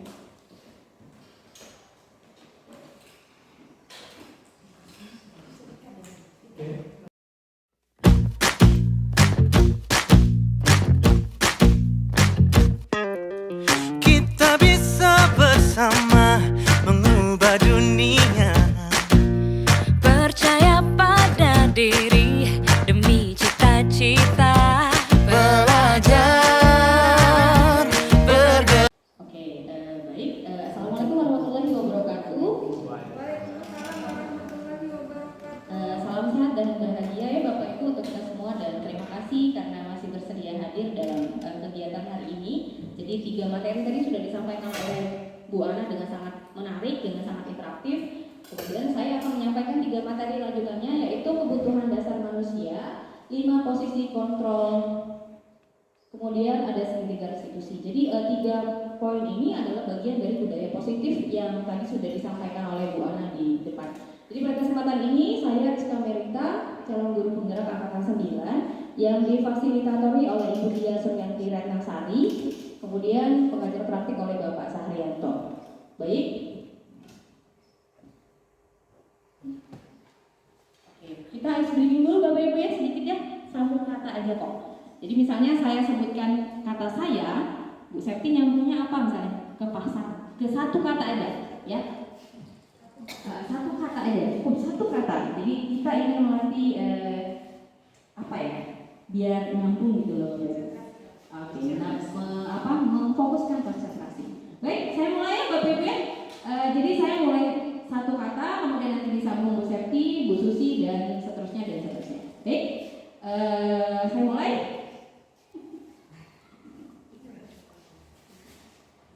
Saya, apa Bu Septi? Melangkah. Sekolah. Saya melangkah sekolah. Bu Emma? Ke pasar. Ya, tepuk tangan dulu buat Bu Emma. Sekali lagi ya Bu Ibu ya. Ulang sekali lagi ya. Jadi satu kata dari saya. Kira-kira kalimatnya nyambung nggak? Jadi tadi kan Bu Susi pergi ke sekolah, Bu Emma ke pasar, kan dua arah yang berbeda ya. Saya ulang sekali lagi, habis itu kita mulai materinya. Baik, saya Bu Ririn pergi, Bu Daniar Ke sekolah. Pak Selit Hari Sabtu. untuk belajar, Bu Wan belajar membaca. Kalau bahasa Indonesia itu emang kayak gitu ya. Jadi tujuannya belajar membaca. Oke, tepuk tangan untuk kita semua Bapak Ibu. Oke, terima kasih sudah hadir secara penuh pada kegiatan hari ini. Saya mulai lagi ya. Udah selesai ice breaking-nya, kemudian kita cerita-cerita dulu nih Bapak Ibu. Jadi ada Ibu Ambar. Ibu Ambar itu wali kelas 2A di SD Pelita Hati. Pengennya di SD Karang Dapur, tapi biarin deh Pelita Hati ya kan. Nah, Bu Ambar ini bingung nih, kenapa ada satu murid di kelasnya namanya Doni. Nah, si Doni ini seringkali minta-minta bekal ke temannya. Nah, karena perilaku Doni seperti itu, beberapa teman ngadu sama Bu Ambar. Jadi Bu Ambar, kira-kira apa yang harus dilakukan oleh Bu Ambar menurut Bapak Ibu? Terus kenapa Doni melakukan hal itu? Menurut Bapak Ibu, kenapa ya kira-kira Doni melakukan itu? Kenapa Doni tuh setiap istirahat suka minta-minta makan gitu sama temennya? Kira-kira kenapa ya Bu Ririn? Ibu Ambar tadi. Ibu Ambar tadi. Sebagai wali kelas berarti. Iya. Berarti kalau aku sebagai Ibu Ambar, aku akan saya akan memanggil si Doni ya. Ya. Doni dan bertanya mengapa sering meminta bekal dari temannya. Pasti ada penyebabnya ya kan? Ya. Mungkin dia belum makan di rumah atau dia tidak membawa uang jajan. Seperti itu tuliskan. Oke, terima kasih Bu Ririn. Tepuk tangan dulu untuk Bu Ririn. Baik, betul ya. Jadi jika dalam suatu kelas kita ada suatu permasalahan, maka kita sebagai gurunya sebaiknya mencari tahu dulu informasi mengenai itu. Jadi pada cerita yang tadi, sebaiknya Bu Ambar bertujuan untuk menegakkan disiplin positif. Jadi Bu Ambar itu sebaiknya mencari tahu alasan Doni kenapa melakukan hal tersebut, sama kayak Bu Ririn tadi. Tujuannya adalah untuk mengetahui kebutuhan mana dari Doni yang belum dia miliki. Apakah dia belum makan, apakah tidak ada uang jajan, seperti itu ya.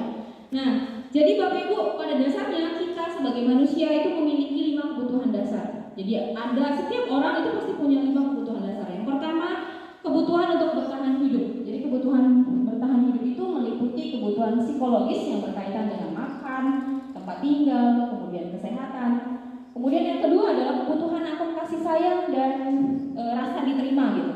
Jadi pada kebutuhan ini biasanya kita melibatkan sosial. Jadi kita berhubungan dengan orang lain. Kemudian dalam kelompok tentu saja. Kemudian yang ketiga ada pengakuan untuk atas kemampuan. Jadi jika kita punya murid di kelas, kita puji dia karena dia kompeten, karena dia punya keterampilan, karena dia pengen didengarkan gitu. Jadi setiap orang itu pasti memiliki rasa ingin didengarkan dan memiliki harga diri. Jadi itu adalah kebutuhan dasar manusia. Yang keempat adalah kebutuhan untuk pilihan. Jadi Bapak Ibu, pada nilai ini biasanya setiap orang tuh pasti memiliki sebuah pilihan, entah milih A, entah milih B, entah suka warna merah, entah suka warna pink, warna biru, kuning dan lain sebagainya. Dan itu adalah kebutuhan dasar manusia. Yang terakhir, kebutuhan dasar yang terakhir yaitu kebutuhan untuk merasa senang. Kalau senang itu biasanya ekspresikan dengan tertawa, bermain, gembira, mungkin bernyanyi juga termasuk salah satu bentuk dari kebutuhan untuk rasa senang. Nih kita cerita lagi ya Bapak Ibu ya. Jadi bagian saya ini banyak kasusnya gitu yang harus kita jadi contoh. Jadi kita identifikasi dulu ya. Jadi ada seorang siswa TKB namanya Bima selalu keluar kelas menuju jalan raya di depan sekolah. Padahal di depan sekolahnya itu ramai kendaraan. Nah, perilaku Bimo ini ternyata membuat Bu Ani bingung. Sampai-sampai Bu Ani seringkali mengejarnya. Nah, beberapa kemungkinan yang diberikan Bimo pada saat ditanya Bu Ani kira-kira apa? Misalnya Bimo ini kan hobi jalan-jalan nih gitu keluar kelas, padahal di luar kelas itu banyak kendaraan. Nah, si Bimo ini ketika ditanya Bu Ani jawabnya, "Nggak apa-apa Bu, aku senang kejar-kejaran dengan Bu Guru." Jadi dia waktu kita kejar, responnya Bimo ngomong, "Saya senang dikejar-kejar Bu Guru."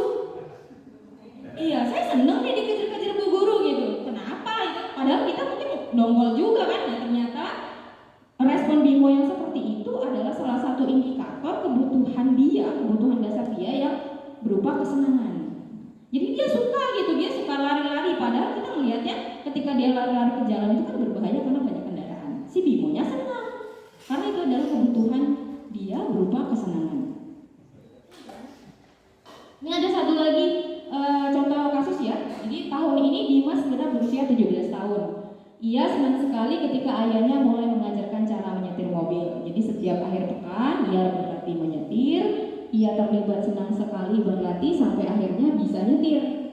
Nah, ketika ibu bertanya kepada Dimas apa yang membuat dia ingin bisa menyetir mobil. Nah, ketika jawaban Dimas, jadi ibunya tanya ke Dimas, kenapa kamu mau nyetir gitu kan? Padahal anak 17 tahun kan sukanya kita deg-degan ya, nanti di jalan ketemu apa, nanti nabrak apa gitu.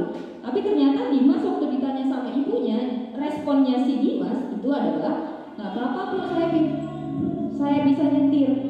Tujuannya biar bisa jalan-jalan sama teman-teman gitu jawabannya. Jadi dari jawaban anak itu, dari jawaban seseorang itu kita bisa mengetahui kebutuhan dasar apa yang dia ingin penuhi. Jadi ketika Dimas mengatakan biar bisa jalan-jalan naik mobil sama teman-teman, nah itu berarti adalah kebutuhan berupa cinta dan kasih sayang. Jadi Bapak Ibu, mau kita sebagai orang dewasa, mau anak-anak kita di kelas juga itu semua orang memiliki 5 kebutuhan dasar. Dan itu mudah-mudahan kita bisa fasilitasi kita mampu melihat jedahnya, kita mampu melihat space-nya sehingga kita bisa mengambil suatu tindakan yang nanti ada hubungannya dengan segitiga restitusi. Jadi kebutuhan dasar itu pada manusia ada tadi ya, ada makan, minum, tertawa, kemudian penerimaan, harga diri, kemudian pilihan. Nah, kebutuhan dasar itu memang harus dipenuhi untuk menciptakan suatu dunia berkualitas. Jadi apa itu dunia berkualitas? Dunia berkualitas itu adalah tempat khusus dalam pikiran seseorang, di mana di dalam pikiran itu terdapat berbagai macam hal-hal yang indah, namanya juga berkualitas ya kan? Jadi ada orang-orang yang kita inginkan di dalamnya, ada hal-hal terbaik yang kita inginkan di dalamnya. Kemudian salah satu syarat untuk menciptakan dunia berkualitas itu adalah terpenuhinya 1 atau 2 dari kebutuhan dasar manusia tersebut. Nah, kita pun sebagai guru tentunya ingin sekali memasukkan gambaran dunia berkualitas kepada murid-murid kita ya kan. Tentunya sebagai guru ingin memasukkan hal-hal yang bermakna dan nilai-nilai kebajikan yang hakiki ke dalam dunia berkualitas bagi murid kita. Nih Bapak Ibu, untuk bahan refleksi kita, apakah kita sudah memenuhi 5 kebutuhan dasar kita itu? Yang pertama mungkin kita bisa bertanya ya dengan diri kita, siapakah orang-orang yang paling penting dalam hidup kita? Dijawab sendiri aja Bapak Ibu, saya nggak pengen tahu. Jadi untuk mengetahui kebutuhan dasar apa yang belum kita terpenuhi, mungkin ini indikator pertanyaannya. Jadi kita, siapakah orang-orang yang penting dalam hidup kita? Dan dapat jawabannya ya, disimpan dulu. Kemudian yang kedua, nilai-nilai kebajikan apa yang penting dalam hidup kita? Misalnya kayak tadi datang tepat waktu, kemudian berbagi, kemudian membantu teman kita, itu kan juga termasuk dalam nilai-nilai kebajikan yang kita tanamkan dalam diri kita. Kemudian yang ketiga pertanyaannya, kalau kita menjadi orang yang ideal, karakter apa yang selalu kita inginkan ada dalam diri kita? Misalnya saya pengennya selalu jadi orang yang jujur, misalnya saya pengennya menjadi orang yang suka membantu orang lain gitu. Mungkin itu adalah kebutuhan dasar dia ya untuk bertahan hidup. Kemudian yang keempat, apa pencapaian pada diri kita yang sangat kita banggakan? Jadi Bapak Ibu dalam pendidikan guru penggerak itu kita harus sadar betul nilai kita sebagai manusia, sebagai guru itu seperti apa. Dan tidak apa-apa berekspresi karena selama ekspresi itu adalah untuk kebaikan. Kemudian apa pekerjaan ideal bagi Anda? Misalnya saya nih saat ini bekerja sebagai seorang guru IPA di SMP Negeri Kamdapo. Tapi mungkin itu adalah bukan pekerjaan ideal yang saya inginkan. Misalnya saya pengennya jadi penyiar radio misalnya, atau saya pengennya jadi MC atau jadi penyanyi. Itu kan kadang-kadang ada bagian itu yang timbul dalam diri kita. Kemudian kita bisa menceritakan perjalanan hidup kita di mana kita berada pada titik puncak. Jadi misalnya kita senang waktu teman kita bagi kita hadiah, atau kita senang waktu kita membagi makanan kita dengan teman kita, atau kita senang dibonceng teman kita. Nah itu kan adalah sebuah pertanyaan untuk mengukur sejauh mana kebutuhan itu sudah berada dalam diri kita. Yang terakhir, apa yang paling bermakna dalam hidup kita? Mungkin ada tadi kayak Bu Septi, yang paling bermakna adalah keluarga, kemudian ada yang paling bermakna adalah kesehatan dan lain sebagainya. Nah itu jawabannya tentunya Bapak Ibu sendiri yang bisa menjawab ya. Dan jawabannya tentu saja bervariasi. Bapak Ibu di dalam kelas tentunya seorang guru harus bisa menempatkan diri atau memposisikan diri pada posisi kontrol. Jadi ada seorang penulis, Dian Gosen namanya, pada tahun 98 mengemukakan bahwa seorang guru itu perlu meninjau kembali penerapan disiplin di dalam ruang-ruang kelas. Kemudian apakah disiplin yang sudah diterapkan tadi sudah efektif? Apakah disiplin yang sudah diterapkan itu sudah berpusat pada murid? Apakah disiplin tadi sudah memerdekakan murid? Atau apakah disiplin tadi sudah memandirikan murid? Jadi dalam kurikulum merdeka itu satu yang menjadi poin penting adalah proses pembelajaran itu berpusat pada murid, well-being, entah kondisinya yang nyaman, entah perlakuannya yang nyaman dan lain sebagainya. Jadi pada hal ini, maka seorang guru harus mengetahui posisi kontrolnya. Jadi posisi kontrol itu dibedakan menjadi 5, ada penghukum, kemudian pembuat rasa bersalah, sebagai teman, sebagai pemantau, dan sebagai manajer. Kita suka ya dengar kata manajernya Bapak Ibu ya. Kayak kesannya WOW banget gitu kan. Ternyata seorang guru itu bisa juga menjadi manajer dalam proses pembelajaran di kelas. Ini kita latihan dulu ya Bapak Ibu. Misalnya dalam suatu terkait dengan 5 posisi kontrol tadi, kadang-kadang kan kita menyatakan sebuah pernyataan. Misalnya, saya kecewa banget nih sama kamu gitu, Andi. Di kelas kan suka kita bilang gitu kan Bapak Ibu ya. Jadi kita suka bilang, saya kecewa banget nih sama kamu gitu. Nah ternyata kalimat itu merupakan kalimat yang bisa membuat si Andi menjadi merasa bersalah.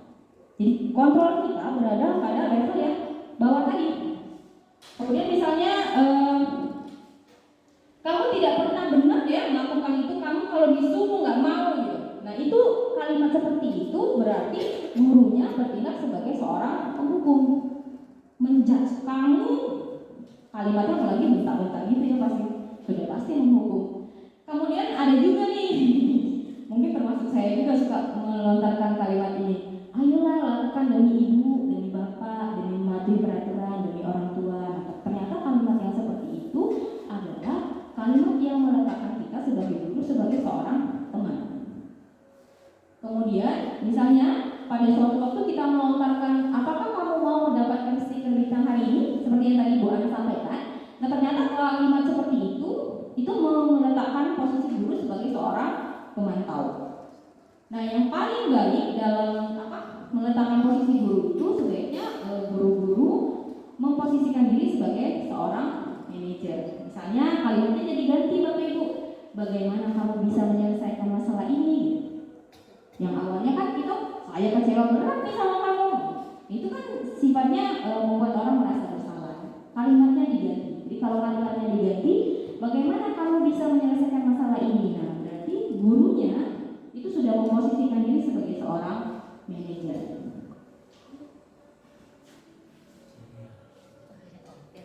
Ini Bapak Ibu, 5 posisi kontrol tadi ada penghukum, pembuat merasa bersalah, sebagai teman, sebagai pemantau, dan sebagai manajer. Kemudian saya bacakan dari sini deh. Sebagai penghukum biasanya kita menghadirkan kalimat dengan menghardik atau menunjuk, itu kalimatnya menyakiti, menyindir, gitu, termasuk penghukum ya. Kemudian bisa juga kalau tadi misalnya membuat rasa bersalah itu ibu kecewa banget sama kamu, walaupun disampaikan dengan kalimat yang lembut mungkin, tapi kalau kalimatnya ibu kecewa banget sama kamu, nah itu adalah membuat rasa bersalah.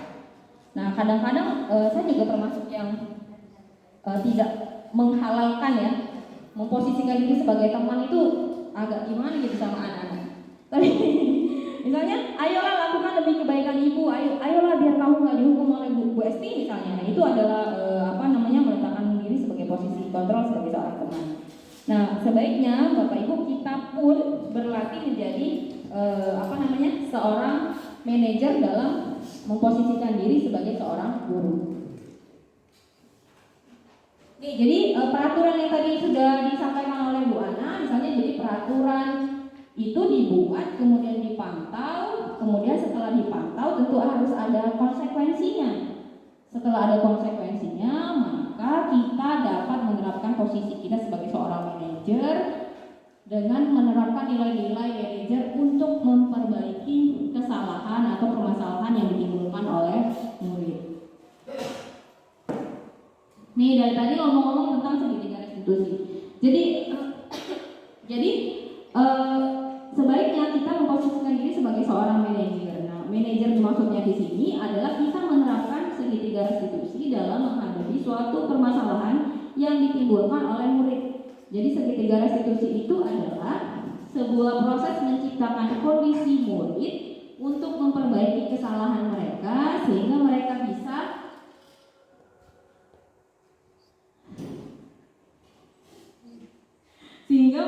kembali pada kelompok mereka dengan karakter yang lebih kuat. Jadi kita tidak menghukum mereka menjadi merasa bersalah, tapi kita membuat mereka merasa yakin dengan diri mereka sendiri. Jadi segitiga restitusi itu adalah sebuah cara menanamkan disiplin positif pada murid. Kemudian nih, langkah-langkah segitiga restitusi itu yang pertama menstabilkan identitas, yaitu menyadari bahwa kita semua akan melakukan hal terbaik yang bisa kita lakukan. Jadi untuk melakukan segitiga restitusi, kalimat pertama yang bisa kita lontarkan ke murid, misalnya tidak apa-apa nak, berbuat salah itu tidak apa-apa. Kemudian kita menyatakan bahwa tidak ada manusia yang sempurna.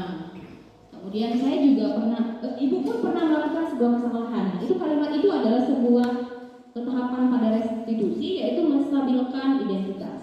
Jadi misal juga Bapak Ibu bisa menyatakan Bapak Ibu tidak tertarik mencari siapa yang salah, tapi Bapak Ibu ingin mencari solusi dari suatu permasalahan itu.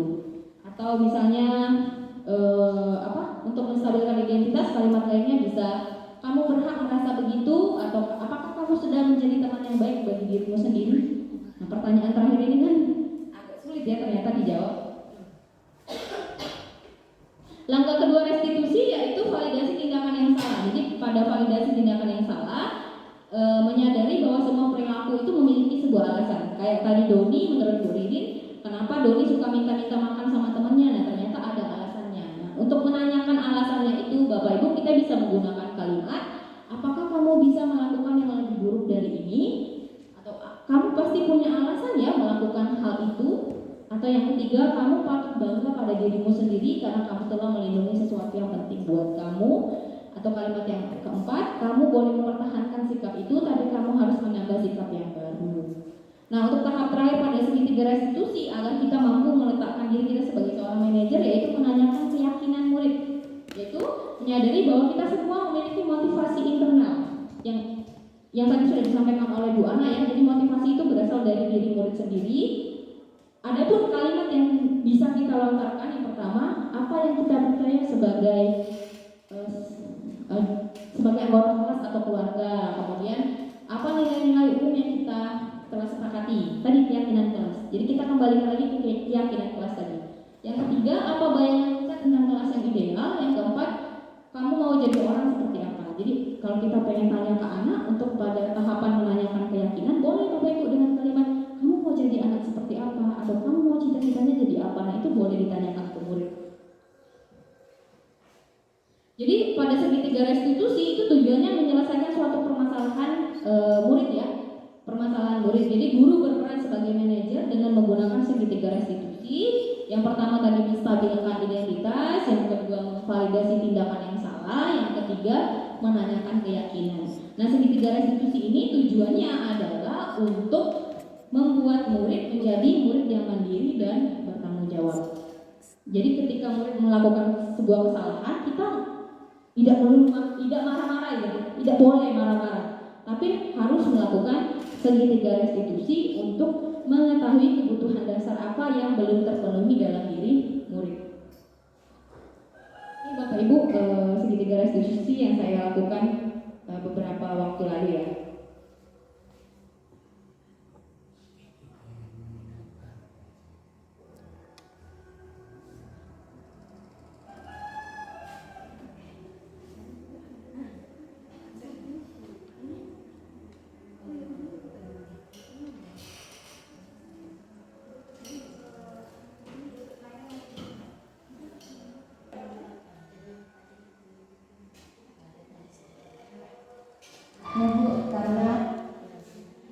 Baik Bapak Ibu, berikut adalah video yang saya terapkan waktu itu. Jadi ceritanya si Najwa ini kan anak pembinaan OSN. Nah tahu-tahu Najwanya tidak ikut kegiatan pembinaan OSN, alasannya karena pergi ke Linggau diajak Ayu. Bagi kita kan sebenarnya kalau diajak keluarga itu adalah sesuatu yang normal saja gitu ya, yang normal saja dilakukan. Nah, tapi ternyata itu adalah suatu permasalahan dan kita harus menghandle itu, mengatasi itu, dan bisa diselesaikan dengan menggunakan segitiga restitusi. Jadi videonya berikut ini ya Bapak Ibu ya, silakan disimak. Nah, kamu hari Sabtu tidak ikut pelatihan ASN IPA kita ya? Ya Bu, karena hari Sabtu saya belum pulang karena diajak ayah ke Sini. Oke. Maka itu sesuatu yang memastikan ya kan? Itu juga sebenarnya ini juga cara kata. Tapi menurut Najwa apa yang sudah dilakukan itu apakah sudah sesuai dengan keyakinan kelas OSN kita? Tidak Bu, sebenarnya saya tidak ingin belajar dari OSN tanpa izin. Oke. Berarti Najwa sudah tahu bahwa kita ada keyakinan kelas OSN. Menurut Najwa apa yang sudah Najwa lakukan itu sudah sesuai dengan peraturan sekolah dan peraturan keyakinan kelas OSN kita. Ya Bu, mengenai data aktif dengan peraturan dan kegiatan sekolah. Nah, berarti Najwa kan sudah tahu ya bahwa kelas OSN kita itu ada keyakinan kelas. Menurut Najwa, solusi terbaik apa yang bisa Najwa berikan untuk hal yang sudah dilakukan tersebut? Saya harus minta izin dengan Ibu sebagai pembina OSN. Ya, adakah solusi lain yang bisa Najwa berikan yaitu untuk hal yang sudah dilakukan? Saya harus ikut kegiatan OSN dulu, baru pulang dan ikut ayat-ayat. Oke, dalam hal ini berarti Najwa sudah paham betul dengan keyakinan kelas kita ke depan. Ibu harap Najwa bisa mengikuti keyakinan kelas dengan sebaik-baiknya sesuai dengan apa yang sudah kita lakukan ya. Ya Bu, saya berjanji untuk lebih taat dengan tata tertib sekolah dan keyakinan kelas OSN. Oke, Najwa ya. Sekarang Najwa bisa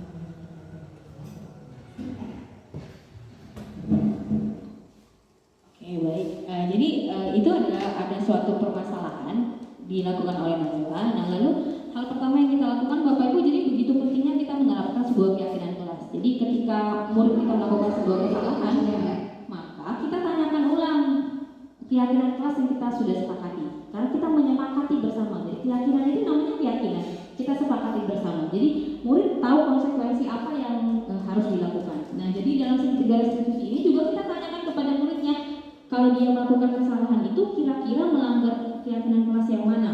Atau berikutnya kita berikan pertanyaan, solusi apa yang bisa dia berikan ketika dia melakukan hal tersebut. Jadi kita gara-gara kamu jadi hari itu kita udah latihan OSN misalnya. Itu ternyata tidak dianjurkan untuk melakukan hal seperti itu. Jadi Bapak Ibu kita cari dulu apa penyebabnya, kemudian kita bisa lakukan dengan segitiga restitusi yang tadi sudah disampaikan. Nah, menurut Bapak Ibu ketika kita menerapkan segitiga restitusi itu kira-kira bagaimana ya Bapak Ibu ya terhadap murid, misalnya murid, apakah sesuatu yang merepotkan gitu, apakah sesuatu yang tidak mungkin dilakukan gitu, kira-kira bagaimana? Oke, Bu Esti.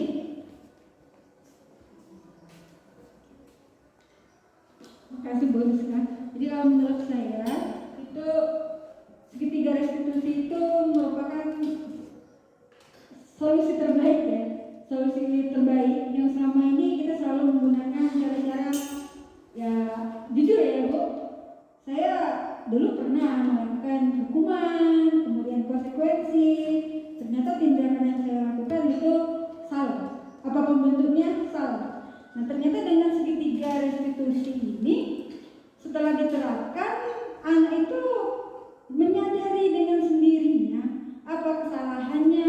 Kemudian tujuan dari restitusi ini tentunya anak tersebut mendapatkan solusi yang datang dari dirinya sendiri, bukan karena kita yang minta.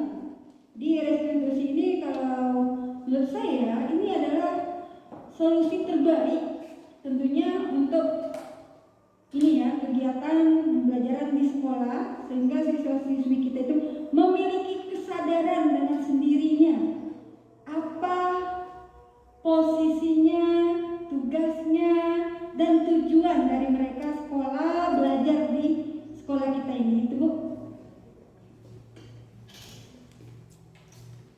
Baik, terima kasih Bu Esti. Jadi betul ya Bapak Ibu ya. Jadi ketika kita menerapkan segitiga restitusi, kita akan memunculkan motivasi intrinsik pada diri murid. Jadi dia menyadari kesalahannya, kemudian mengetahui konsekuensi yang akan diterimanya, kemudian dia menawarkan sendiri.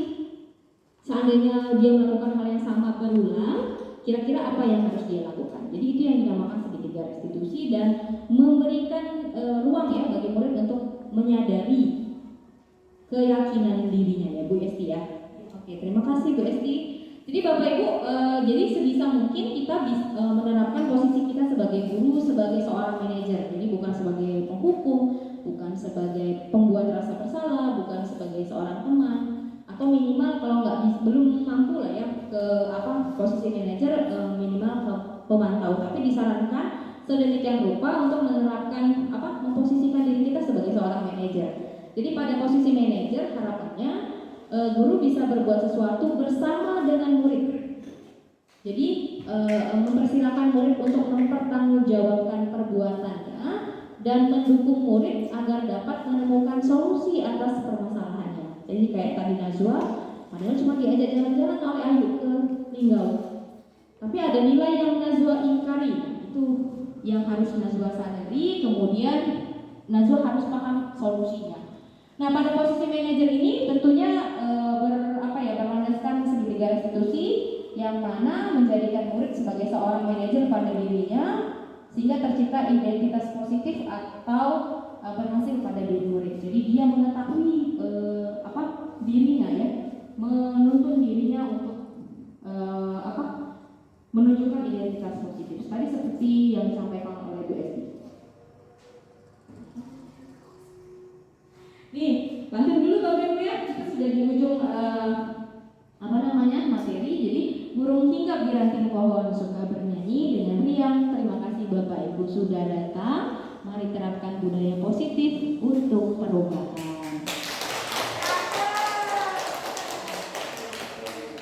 Ya, jadi budaya positif yang tadi sudah disampaikan oleh Bu Ana, kemudian sudah disampaikan oleh saya itu memiliki keterkaitan satu sama lain ya. Jadi kita tidak bisa memberikan kontrol pada orang lain, yang pasti kita hanya bisa mengontrol diri sendiri. Nah, jadi kontrol terhadap diri sendiri itu memiliki makna disiplin positif ya Bapak Ibu. Nah, semua tindakan-tindakan kita itu tentunya memiliki sebuah tujuan. Nah, tujuannya itu tidak harus menang kalah, tidak boleh menang kalah, tapi harus menang-menang dan menciptakan sebuah kolaborasi. Jadi untuk menciptakan budaya positif ini saya tidak bisa melaksanakannya sendiri, Bu Ana tidak bisa melaksanakannya sendiri, Bu Kepala juga tidak bisa melaksanakannya sendiri, tapi kita bersama-sama berkolaborasi satu sekolah SMP Negeri Karanggapo untuk menciptakan suatu perubahan pembelajaran dengan disiplin positif. Jadi nanti tujuannya adalah terpenuhinya kebutuhan dasar murid kita sehingga menciptakan dunia berkualitas bagi murid-murid kita. Demikian ya Bapak Ibu yang dapat saya sampaikan. Jadi satu di antara bentuk penghormatan yang paling tulus itu sebenarnya adalah mendengarkan dan menghargai apa yang dikatakan orang lain. Jadi mudah-mudahan kita bisa memenuhi kebutuhan-kebutuhan dasar diri kita, kemudian menularkannya kepada murid-murid kita. Harapannya agar pendidikan Indonesia itu makin maju. Jadi itu tujuan dari pendidikan guru penggerak. Demikian yang dapat saya sampaikan Bapak Ibu ya. Terima kasih. Wabillahi taufiq wal hidayah. Wassalamualaikum warahmatullahi wabarakatuh.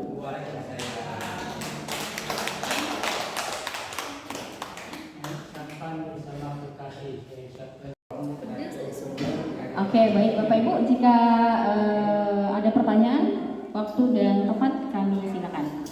Kesempatannya, Bu Rizka, saya mau bertanya mengenai restitusi tadi, yaitu bagaimana jika kita sebagai guru sudah melakukan restitusi tersebut secara berulang, tetapi tidak membuahkan hasil.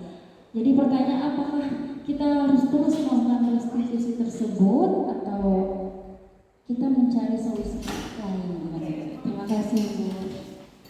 Oke, terima kasih Bu Naya untuk pertanyaannya. Jadi betul ya, jadi restitusi ini kan berarti menempatkan guru sebagai dalam posisi manajer. Jadi mencarikan solusi dan solusinya itu berasal dari siswa sendiri. Nah, ketika kita melakukan restitusi secara berulang kemudian tidak ada hasilnya seperti itu ya Bu ya. Tapi itu juga tetap harus terus dilaksanakan restitusinya. Karena kenapa? Karena perubahan itu kan tidak terjadi dalam waktu yang singkat. Jadi perubahan itu terjadi dalam waktu yang lama, asalkan itu dilakukan secara berulang. Dan jangan lupa libatkan semua pemangku kepentingan di sekolah. Jadi seandainya Bu Naya mau melakukan A, B, C, sementara sekolah tidak setuju dengan perlakuan itu kan mungkin akan sulit dilakukan kegiatan restitusinya seperti itu. Oke, pantang mundur ya Bu Naya ya. Kita semangat melakukan restitusi. Terima kasih pertanyaan Bu Naya. Oke, baik Bu Naya. Mungkin ada yang ingin ditambahkan dari Bu Anis, silakan Bu.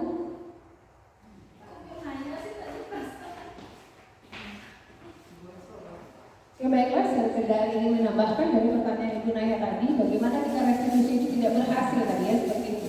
Oke, kan restitusi tadi ada beberapa tahapan, jadi bisa saja Bu Naya yang namanya kan restitusi itu baru kita temui, jadi biasanya kita melakukan menghukum atau memberikan konsekuensi. Jadi hal yang baru itu memang harus terus-menerus dilakukan. Hari ini tidak berhasil, mungkin besok baru akan kita rasakan dampaknya. Jadi yang namanya perubahan dari hal yang tidak biasa menjadi biasa itu memang memerlukan waktu dan proses. Iya, karena kan restitusi itu baru ini kita dengar. Jadi memang butuh waktu yang panjang untuk bisa mencapai keberhasilan dari restitusi tersebut. Oke, terima kasih. Bu Rizka. Baik, terima kasih Bapak Ibu untuk waktu yang sudah diluangkan. Demikian materi yang dapat kami sampaikan mengenai budaya positif. Mudah-mudahan memberikan informasi baru, pengetahuan untuk kita semua dan membawa perubahan yang nyata bagi sekolah kita SMP Negeri Karanggapo. Saya Rizka Melita dan juga Ana Herfiana dari calon guru penggerak angkatan 9. Wabillahi taufiq wal hidayah. Wassalamualaikum warahmatullahi wabarakatuh.